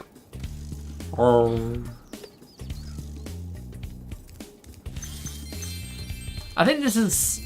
I think the level redesign of this is also a somewhat suspicious one. Purely because there's a lot more hockey decoration. Right, yeah. Whereas, like, in the original, it felt like a sort of like a. Oh, it's a sanctuary and everything, like a nice, calm, peaceful place. And you get to the hockey rink, it's like, oh yeah, by the way, we play hockey.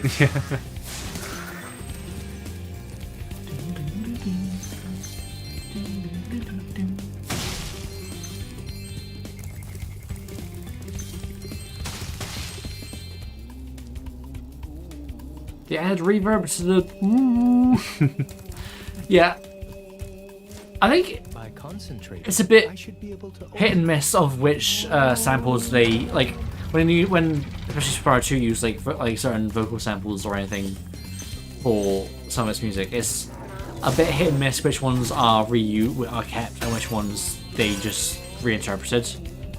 But I very much like that they kept the chanting here. It's nice. Also, yeah, the statues just have hockey sticks now.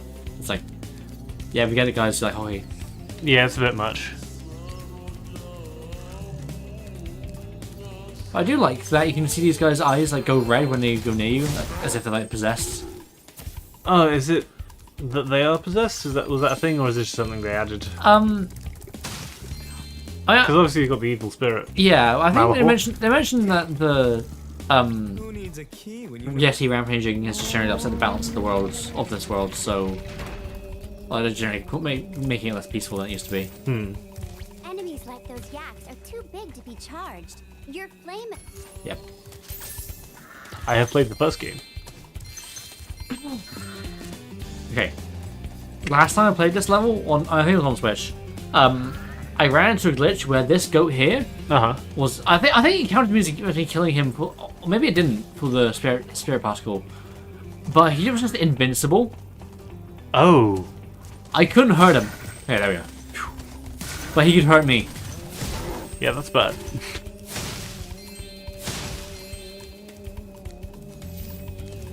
No. You need to kill to activate this portal. It will release a spirit particle. Yeah, that's power up. Yeah, power up. I wanted to speculate about something because I don't know anything about coding or how this game runs, but I wonder if you was to put multiple power-up gates or like different types of power-up gates in the same level. Would it be possible to have them require different amounts? I expect so. I expect the way it works is that each of them. It probably works one of two ways. One is that it has a counter on it, and every time you collect a spirit orb, it reduces that counter by 1. And then when it reaches 0, it activates. And the other way that it could potentially work is that there is a list of spirit orbs in the level, and it checks. No, a moment. Like, because I mean, both of those sound like they'd lead to the same thing. No, because if they were, if it checks how many like the list of spirit particles, because it doesn't matter which enemies you kill, so it activates it. It will activate the power up. Yeah, that's true. Yeah, what I'm wondering is, do the power up gates themselves have individual lists, or is it tied to the level? Because if it's tied to the level, then you probably couldn't make it so that. Right. Well, that's what I'm saying with the lists, then, really, because if it's a list of the spirit orbs which is attached to the power up gate, then those spirit orbs are going to be coded to be the ones that are in that level. No, I was thinking if each power up gate in the game has say if you were to replace this with say a supercharged one.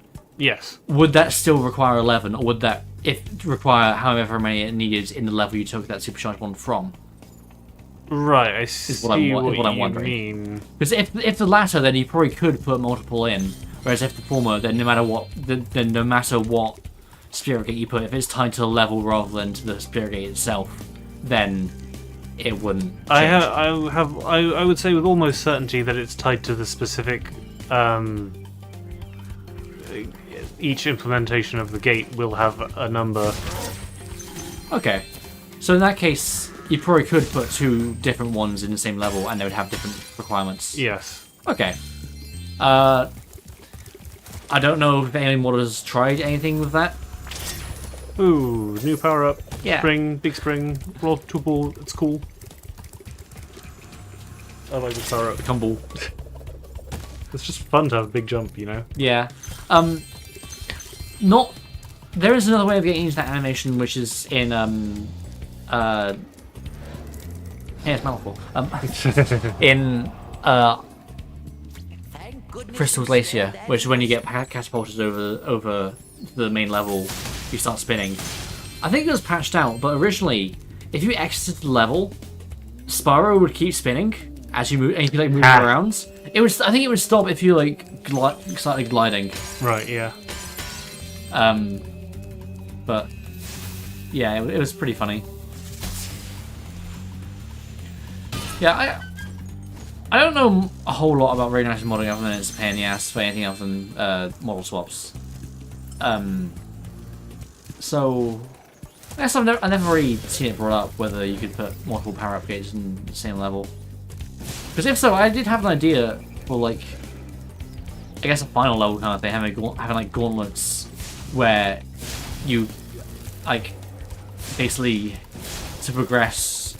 Like imagine like a circular chamber with different paths going out. And as you go through them, like you go through one, and like say you get the supercharge power up, which you can then use to get over a jump that can take you, or I say a super flame power up that can like break a door down, like takes you down to an area with more enemies to defeat to activate like a supercharge power up, which they can then let you like make a long jump to get to the next area kind of thing. I think incrementally like using all the power ups to progress through the level. That'd be pretty cool. It's like making a mini Metroidvania in a single level. Yeah, because like I feel like a lot of these power ups are underutilized. Yeah. I mean, especially Super Freeze because they're in a single level. Did you remember that Super Freeze is in the game? In this game? Yes. Yeah, I guess it is in the Cloud Temples. Yeah. You gotta jump on top of them. I guess there is the potential that it works with an event instead, so that once you on a level you have enough spirit orbs that activates an event, which activates all of the. Yeah. There's a possibility that's it. But I would say that's pretty unlikely. I mean, obviously this one it has multiple gates, so maybe that could be a reason that they would do it that way to make it unified. Yeah. Unlikely. Yeah, I don't know. I don't know. Sorry, I'm just trying to keep track of where statues that I've got. I've got 6. There's one there, one down there. I'm missing 2. Oh wait. Lol. I'm stupid. Okay, I'm going to do something I planned to do in the original, but then I think I either missed one or blamed it prematurely, which is I'm going to get all of the statues except the one down there. Okay. So then once it's done hockey, I can just slay that one and then get walked back to the professor. So just save me traveling a little bit. Yeah. Gem, please. Yeah, so doing that again. I wonder if there's a bit of weird geometry around there as well. Maybe. Invisible. It was like around here. Yeah. Oh yeah, there you go. Well, occasionally... They really used to make it so that sparks could go through those. Yeah. Okay, so that's 9. So yeah, I'm going to leave this guy. Uh-huh. Oh yeah, this is the thing I wish they changed. Is that they kept the Spyro 2 and 3 differences of how ice works. In that Spyro 2, you keep moving forward even if you don't press anything, whereas Spyro 3, you can stop. I mean... It's not a big thing. Yeah. But I kind of wish they kept it like 3. Yeah. It would change the this? difficulty of this challenge, I guess. Yeah. I don't know. Hey, buddy. welcome. We have found that hockey is a I couldn't tell.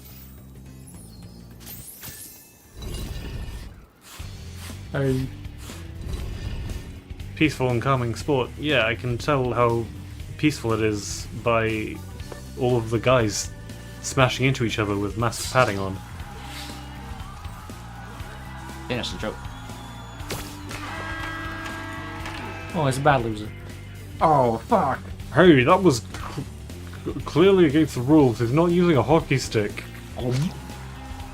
As far as thumbs this time, so he didn't have an excuse. I like that it shows the score actually on the flag as well. Yeah. It's just magic. Yeah. It's the not Spyro font. It's similar enough. I like how they kept the floating golden lettering. They haven't been one of the quickest I've ever done that, actually. Yeah, that was well done, I've got to say. Nice crowd. I like they added a crowd. Like stands of people just like watching everything. Yeah. There's penguins in there. Oh, there are. The first to score 5 goals. Okay. I've got to not let this guy score because he has a Spyro shirt. Nice. Thank you, goalie. Yeah, because the skill point is to basically win with 0-5. Right. Oh, fuck you. Hey. Ah, he can attack you as well. Yeah, that was I think it was sort of a thing in the original, but I think it's more pronounced as actually hits you here. Hey, fuck off. Let me out! Let me out! Uh-oh. Nice. Well, lucky your goalkeeper is good. Yeah, occasionally it's done well. A couple of times the puck has just bounced straight into the opponent's goal. Well, yeah, and it was less. I think it was less obvious in the original. But once you pick up the puck, the other guy does go to take a defensive position. Okay. Yeah, that's cool. Ooh, AI. Yeah. In the video game sense. Yeah. Thank you, Tech Bros, for ruining terminology. Well, to be fair, AI probably wasn't the best name for it in the first place. It's also not the best name for things that are considered AI anyway, because they're not artificial intelligence.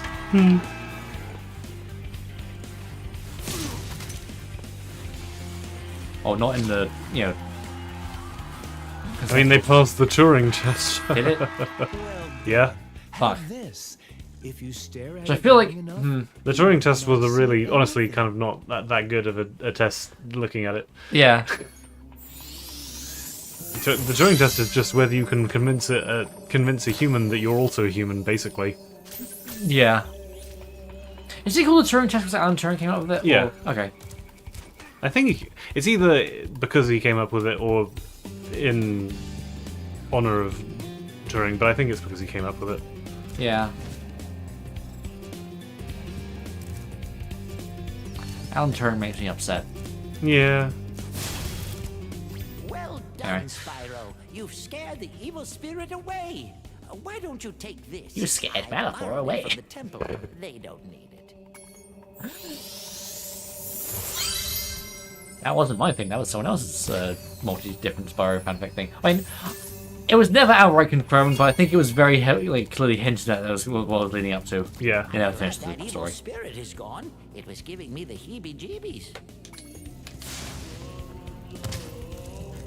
Not him. Okay, I think now it's just left. What's left is just to go in here and. Even though I'm a vegetarian, I think you should torch that. Oh, they changed the subtitle. Damn.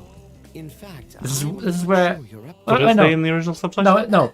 They changed the voice line because in the original the subtitle was "I think you should torture the Yeti," but he said "I think you should kill the Yeti." Right, I see. Like very big emphasis on the word "kill," as if the voice actor read the line and was like, "You know what? No, I'm not going to say torch. I'm going to say kill. Fuck you. Fuck." I thought the Yeti I think I was get a tougher spirit than particle for that. I guess he was. Even though all it's just bark. a guy. Ruff, ruff. Anyway. I was thinking just a minute. Funny. I was thinking just a minute ago. Oh, I have like 796 gems. I must have need 4 more, but I realized, oh wait, yeah, I'm missing gems in other places. But that was it. Yeah. 808, like this speaker. Right, this thing. Okay, yeah, the skill points in 2 and 3 were all the same as the original. But, the reward is, different. How long have we been at this now? 3 hours. Okay. I'm wondering how much more... I might do Idle Springs. Like, learn to swim, do Idle Springs, and then, stop. Okay. After just getting everything else in Summer Forest. Gosh. Rip.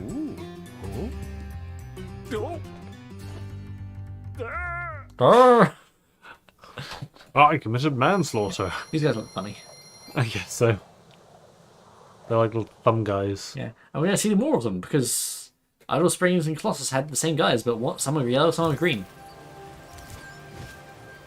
Deepest lore. I mean, deepest earlier development. It is button floating. I suppose I could teach you. So it is. Yeah. A small feed. Less deepest lore and more deepest early development plans. In that earlier in development, Spyro 2 levels were going to be more linked. Yeah. So because like Colossus Springs and Colossus Valley were the original names of these levels. A couple of characters even reference it in the original game's dialogue, which... that's the thing. They actually change instances of characters referring to the stages by their earlier names in dialogue. Like, a couple of times characters in dialogue would, like, say, like, Colossus Valley or... And like, they change that in... Mystic Temples or kind of thing. Or Mystic City or whatever. So, they've changed that to the actual level names. Which is fine. It makes it more consistent. Yeah.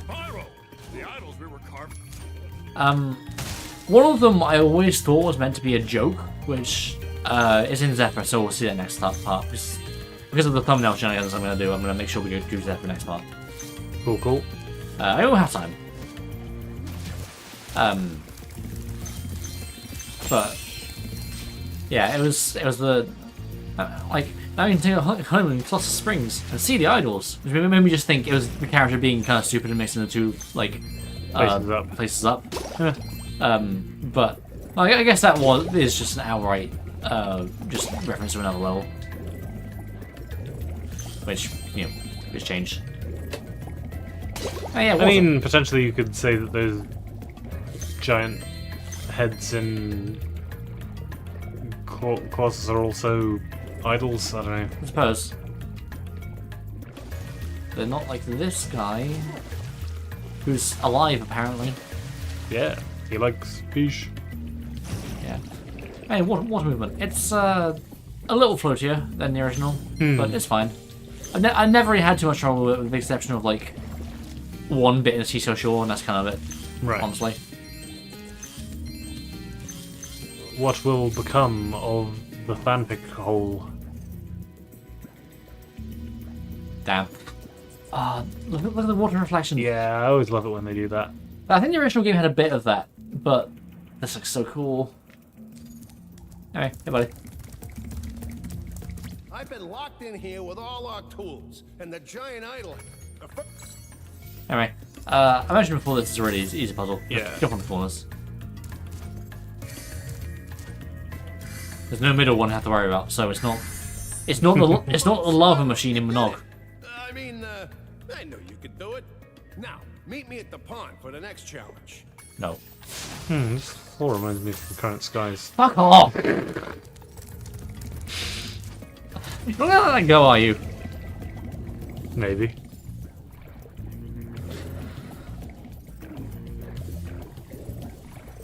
I feel like it did have like some red on it as well. Oh god, they're not corporeal. Ah.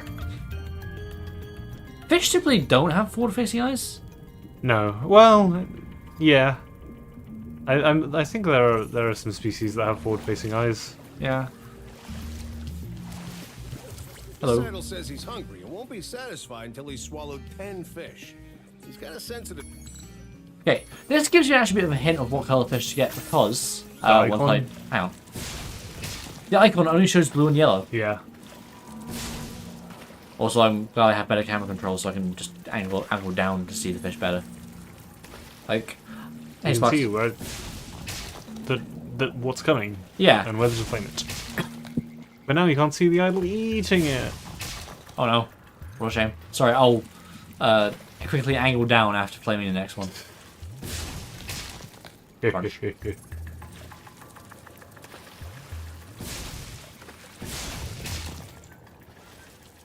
This is riveting Spyro gameplay.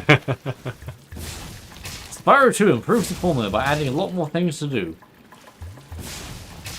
Collect 10 boar asses. Hey, do not feed the hungry out of any red fish. Hey, good job. Colored stones for your final challenge. It's a good thing I didn't feed him one to demonstrate what happens. Otherwise, I wouldn't be able to get that achievement. I'd have to redo the entire level. Anyway. Oh yeah, I wanted to say, speaking of reminding things to Legend of Spyro, I think I thought this more before I had since played like the New Beginning recently, but parts of the way this level looks in the remake reminded me a bit of Tool Plains. But I think that's just that was just the just the stone in the stone. Yeah, like the white stones of the green on them, but that's probably not the case. I probably. Could potentially be a source of inspiration, I don't know. No, I'm not a small thing. I feel like I think at the time I was just misremembering how Tool Plains look. I think I didn't remember as much of the blue. I guess it had like white bits on the cliffs and everything. Shields are making enemies invulnerable. You alright? Yeah. It's a little quiet. Guess we have been doing this for a little bit. We're almost done. Oh yeah. Did you want to also stream this Saturday? Could do. Because I know that we were. Oh, wait, yeah. I'll talk about what upcoming stream schedules and maybe a bit like at the end. Because there's gonna be a little bit of mix up, but not too much. Yeah, I guess I'd be down to stream Saturday. We don't really have any other plans, so yeah. I mean, you don't have any other immediate plans tomorrow, so. But nah, I'd happy to leave it till Saturday if we were to do another one. Those trees are pretty cool. Did they have? Was that a feature of the like the underneath it, the glowing mushrooms? That wasn't in the original. There was in the original that there were trees here. Yeah, there were trees here, and it's holding up what's above it. Yeah. I'm sure it's still kind of cool. It's like Ash Lake.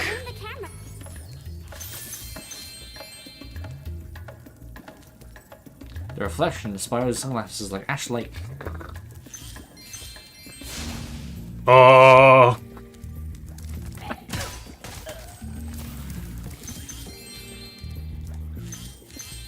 Listen, I'm low energy at the moment. Dark Souls references are about all I can do. Damn. Any more comments? You jump on recently? these stones in the correct order, you will solve the puzzle. I only know what the first one is. It's up to you to figure the rest out. Okay, I think this one is okay. Was it this one next? Yeah, it's that one with a star, and then it's because of the shape of the outer part. It's this one, and this one's the same color as this. This one has a moon on it, as does this one, and then the outer shape is triangle. Okay. I was explaining it, so it didn't seem like I was playing it out of my ass. Hey! All I have to give. You can't flame random people until 3. And you're pretty stupid for a construction worker. Yeah. Anyway. The real treasure was me. Did I make the same joke in the... Yes. Yes. But it's a good joke, so yeah. It's worth repeating.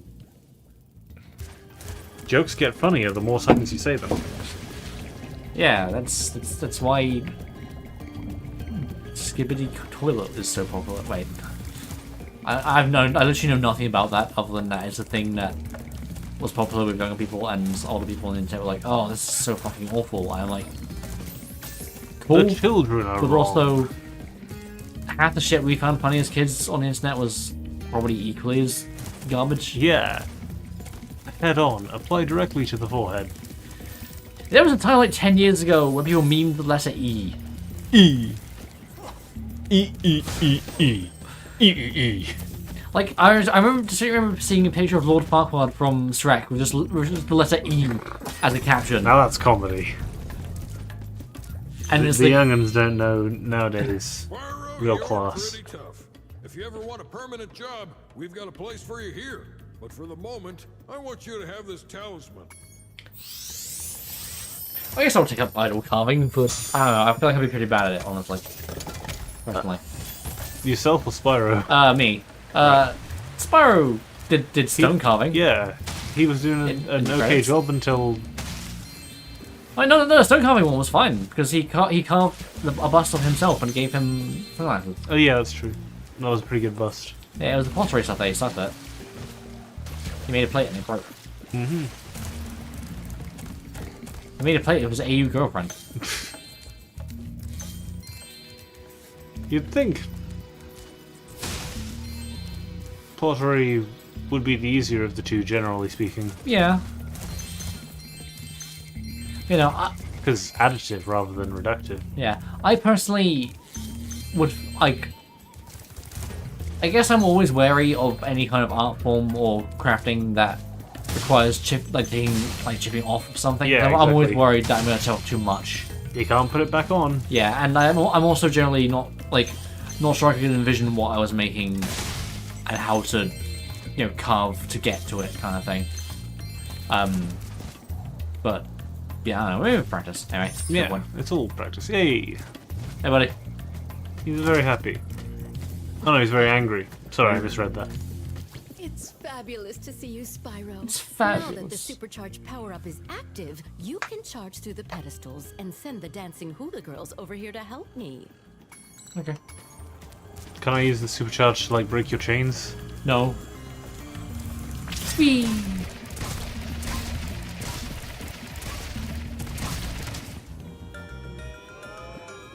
I think it's just straight up music from the original. Huh. No remaster or anything? Yeah. Damn. Look at that. The hula girls' ring dance blew up that idol like a Roman candle. Roman?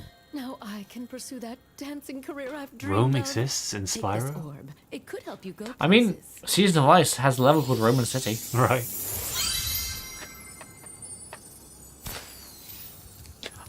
Oh yeah. This will be more relevant to when we actually beat Ripto, but I feel like the ending of the Ripto boss fight sort of leaves his fate more ambiguous in a sense, in that it feels like it's almost leading up to the idea that Ripto could return. Even though I feel like if they made a new Spyro game after this, they probably wouldn't bring back Ripto. Not again. That's already happened. Yeah. Well, on the other hand, he is the most popular Spyro villain. I think by a mile. But yeah, I don't know. I think they should bring back Grendel. Damn. Does anyone want to see Grendel again? Is anyone like, man, Grendel is my favorite Spyro character, you didn't get enough of him. I'll be down for seeing Red again, honestly. Yeah.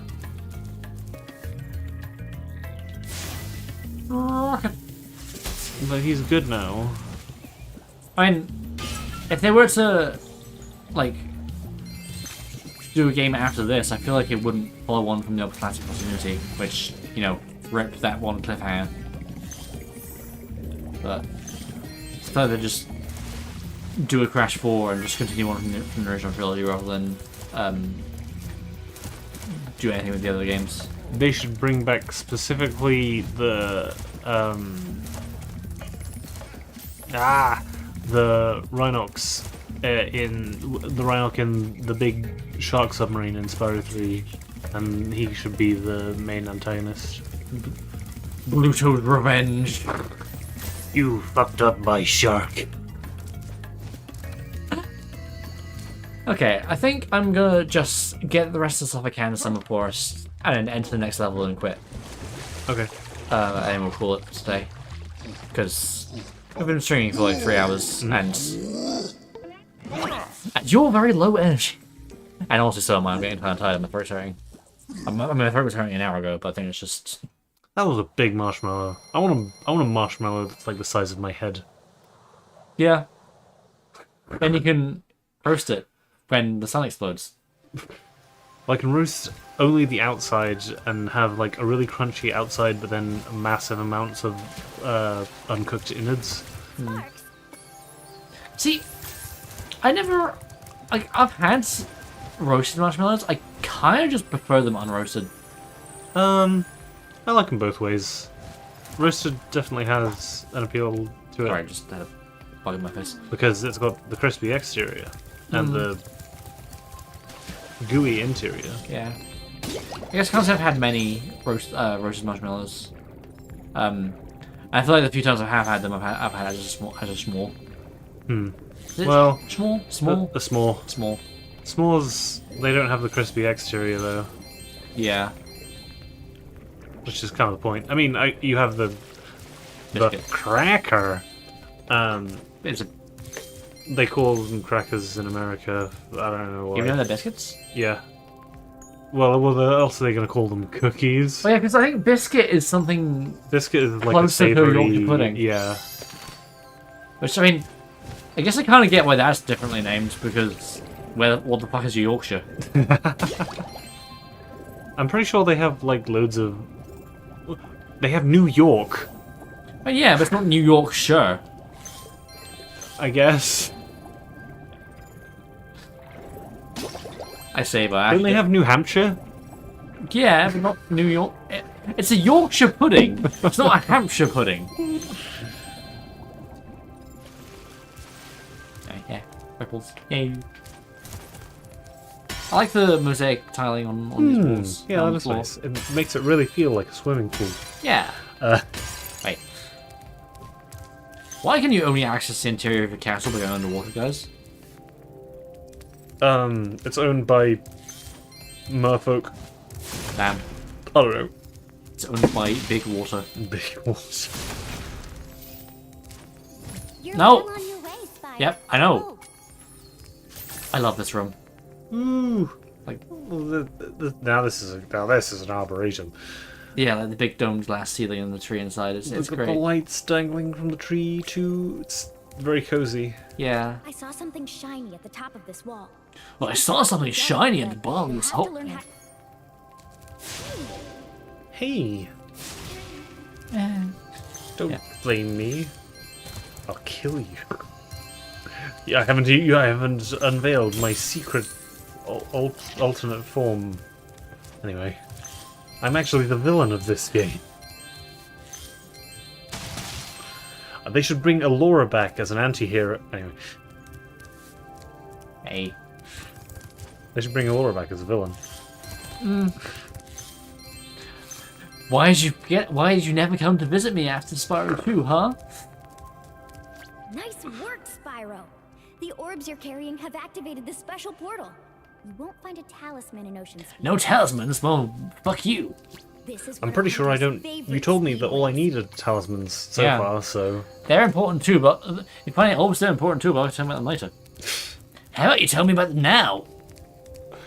Is it because we sort of gave up on making talismans relevant? We couldn't think of 4 new talismans? Orb. Boing. Oh yeah, I guess that's something I haven't really talked about because we've been talking over them. But when you get given an orb, it doesn't do the orb bouncing towards you animation, which is a shame. Also, they made the fence higher. So they did. Fuck you. No unauthorized access. But I want to do Crush Scare. I want to get trapped inside this area. Yeah. I'd have to quit and reload to do anything about it. Nice. They got wave stuff all around here. Yeah. Like the Talisman door will architrave. only open Architrave? What would you call that? 6 Summer Forest The talismans. detailing around the Once the door bottom is of the open, walls. Ripto Yeah. and Crush will be waiting in the dungeon. But not Gulp. He's just He's fitting this one out. He's in the bathroom. Damn. Say, Spyro, you see See, this wall? Spyro? I bet you're dying to know what's on the other side. And I bet you're dying. If only I had a few more gems, I Period. might be able to Soon. remember how to lower the wall. What if I threaten you with Okay, violence? But as far as you know, the portal to Dragon Shores could be just on the other side of this wall. And there's only one way to find out. Ta-ta. You know, laws are just a threat. Say, Spyro, you see this wall? Ah, Moneybags is the main yes. villain in this The game. sparkling beauty of Main those villain is gems capitalism. seems to have jogged my memory. Spyro gets tired of having to pay Moneybags and just fucking kills him. Roast bear. Okay. So it's not the portal to Dragon Shores. Aquaria Towers is still a lovely place. Why, I have a home there myself.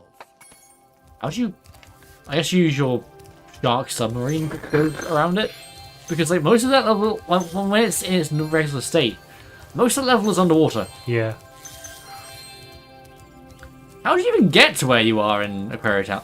He takes a hot air balloon. Does he have a teleporter? I mean, I guess... He has a teleporter later. Yeah. Anyway, we are... Yeah, I think... Yeah, it's basically everything but the stuff I can get at the top of the wall. So I'm going to go to Haruko's and then quit. Woo! It's a good start at Haruko's, I like Haruko's. Harukos. Nice loading. Oh yeah, I guess these are also disguising loading times. I don't like the redesigns of these guys. Oh god, yeah. Do you even know who I meant? I assume you meant the little guys, but the purple guy. The purple guy mainly. Yeah. But the blue guys are also... They're okay, honestly. It's just don't take off those glasses, please. I will have more to say about this level when we get here like, next time, because oh my god, I love what they've done visually with it. Anyway, quick game. Okay. Thank you, Jonathan. What? Hoon is how I'm pronouncing it. Yeah. I haven't been corrected. For joining us earlier. And thank you for watching. Person from the future. James. Yeah. Okay, so we're probably going to stream this Saturday, aren't we? Yeah, I think that's the plan. Next Thursday is the first Thursday of the month, so we're going to do our usual thing, but we're probably going to do either the Friday or Saturday following that. Yes. So it won't be on a Thursday, but a Saturday instead. Yeah, because the week after we won't be able to do, or we won't be doing Thursday, or we won't be able to do any of the weekend. And we want to go through this. So I figured we'd do something on the first week, even if it's not Thursday rather than the second. So yeah, thanks for watching, and see you next time.